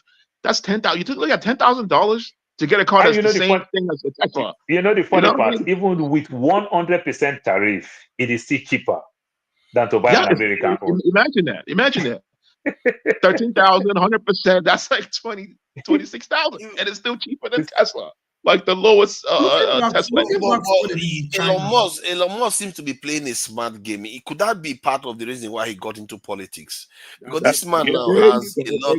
His value has gone up and everything, and he might leverage his access to power now to gain more foothold in electric car market. No, forefather, the American way, they are losing Africa when it comes to cotton and lithium. Now they discover that they have a lot of reserve in Greenland. That's why it's working with Trump. How they can use Denmark, threaten Denmark or whichever way to go get. Because see, the African market, the big mistake the US is making, this threatening and trying to make our politician real thief and protect the thief. You understand, but not put anything on ground. Those days is almost slowly. You understand? We come and gone. You understand the way Nigeria is going. If Nigeria suffer another 100%, I'm telling you, people will protest enter Aso Rock. Imagine. That's how the country is going slowly. So the era where you think you protect the big man to take advantage of the people, China have a very good strategy. Russia have a very good strategy. They come, they develop, they do everything. They don't talk anything about your politics. How you want to govern your people is up to you. You understand? China own is that they come with this gigantic project and also ship their own labor to also take their money back. But at the end of the day, you see something tangible. You see a structure on ground. Like today, you want to give it to the Minister of Interior and Aviation, Festus Keyamo and the other guys. It is all the things that China is doing. The airports that we're proud of, these are the things that China built. Tell me any infrastructure that you give to America, other than we send our kids to go school there. Then they leave us to buy house there. Then over time, they threaten you with the house that they're going to seize it or you compromised. You understand? So America still don't want to change strategy. Or they still think, they still believe they'll use this CIA, this media to bully you and threaten you. You understand? They have not. America is still not ready to work with you to give you anything. You understand? It's really Even sad, when they isn't have it? much to give, but they are not ready to give. But is it not sad though that to watch that kind of behavior, or is it that they have not been pressed hard enough? Because okay, my reasoning is that like it's for their own geostrategic reason. It's still not really clear what those reasons are. No, the reason why but also in as much as we blame them from their own end, then from our own end, which will have problem. Look at Nike today. Do you understand? They produce good percentage of Nike in Egypt. You go to Walmart, look at all these clothes, all these things. They produce this in Egypt. You understand? So we are that's part of the exploitation. That's outsourcing. No, I'll tell you another funny thing again. See, when ship bring cargo to the US, they literally go almost empty. Nearly all the vessels that come to the US, like Nigeria, they literally almost go empty. Sometimes maybe less than 10%. You understand? Now, what the US do, the US give China a lot of money to take back recycled plastics, all these plastic bottles and everything. China said they have a lot. The former president in the Philippines, the former one, they were taking $1 billion. This other guy came said, no, we don't want no more. They don't need America to come dump all their waste here. You understand? This same plastic, we're picking it in the streets in Nigeria and we recycle. We can also strategize. But guess what? Even when Buhari tried to go take this $1 billion, guess what?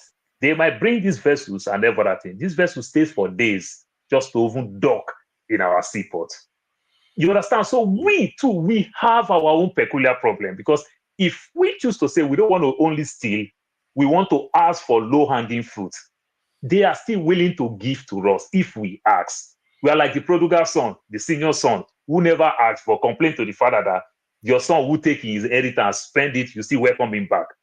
We are like the senior son. We don't ask for anything. All we do, send our kids to go school and buy all the posh houses and keep it there. That's all we do. Well, is it that we don't ask though? Are we sure we don't ask? Maybe when we ask, they lock you in the head and bring some other person. It's not really peculiar to Nigeria. It's a common thing. So do you now think that all the so-called African leaders don't ask? Exactly. That's my. Hard to believe. You would think one of them would have asked and said, okay, one of them would be as developed as South Korea right now. There's not one country in Africa that can boast of that. Is it because we are not that important to them yet?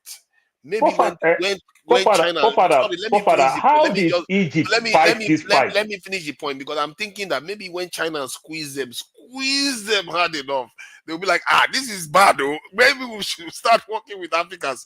Maybe, because look at how they are working with the Chinese and the Japanese and the South Koreans and the Taiwanese. They enable them to, as a matter of fact, they fund them, they back them to develop very, very, very well. Why did they not do the same? That's a good point. Like, that's a good point. You know what I mean? If they see, like I said, if you remember when Blinken invited all the leaders from Africa, right, to give them money. You know what I mean? That was his way of like countering the whole Belt and Road Initiative. You know what I mean? How many billion dollars? Yeah, so they're gonna want to compete, but I mean, you're competing with China. You know what I mean? China policy isn't necessarily about just making profit. That's not what they want. They want like 50-50, share. Like if I give you this, I want exactly the same thing. But that's not how capitalism works. You know what I'm saying? That system is what's working against the West. They want to give you one thing and get three things back. because that's what the capitalists want. You know what I mean? think Even China if wants the same thing. China is just using that no, technique right now China is not to at devaluing your least currency. rise up. China is not devaluing your currency just to trick Father, you. You know what I but mean? China never I'll lend threaten you you. money and they China buy your never do currency. anything. We are talking Because about if they do it now, they are going to lose ground. If they do Father, it now, you can't this do it our now. politician, you think if you and I know this information, you think this politician don't know. They know. They threaten them. Their hands are tied. Just like if you want to look this Edo State, their hands That's are the tied. point. Their hands are tied. But in as much as their hands are tied, there are other strategies that you can use. The Mexican, the new president in Mexico, they say certain things when Trump threatened and everything. The lady said, all the crime that is going on in Mexico, all the old guns are coming from the US. So if my drugs is coming here, you fund the guns that they use in doing the drugs and everything. You talk. Then when the woman say another thing, the woman say, I don't want closed door. Let's come open. Let's come open. Let's not talk closed door. You understand? You run to your CNN and your Fox News to go bully us. You come out. Let us go to the Fox News and the CNN. Let's talk open. You understand? So there are strategies. There are things you need to say, you need to do. But oftentimes our politicians, they just get scared because they know that they themselves, their hands are not so clean, that these people can use their opposition to...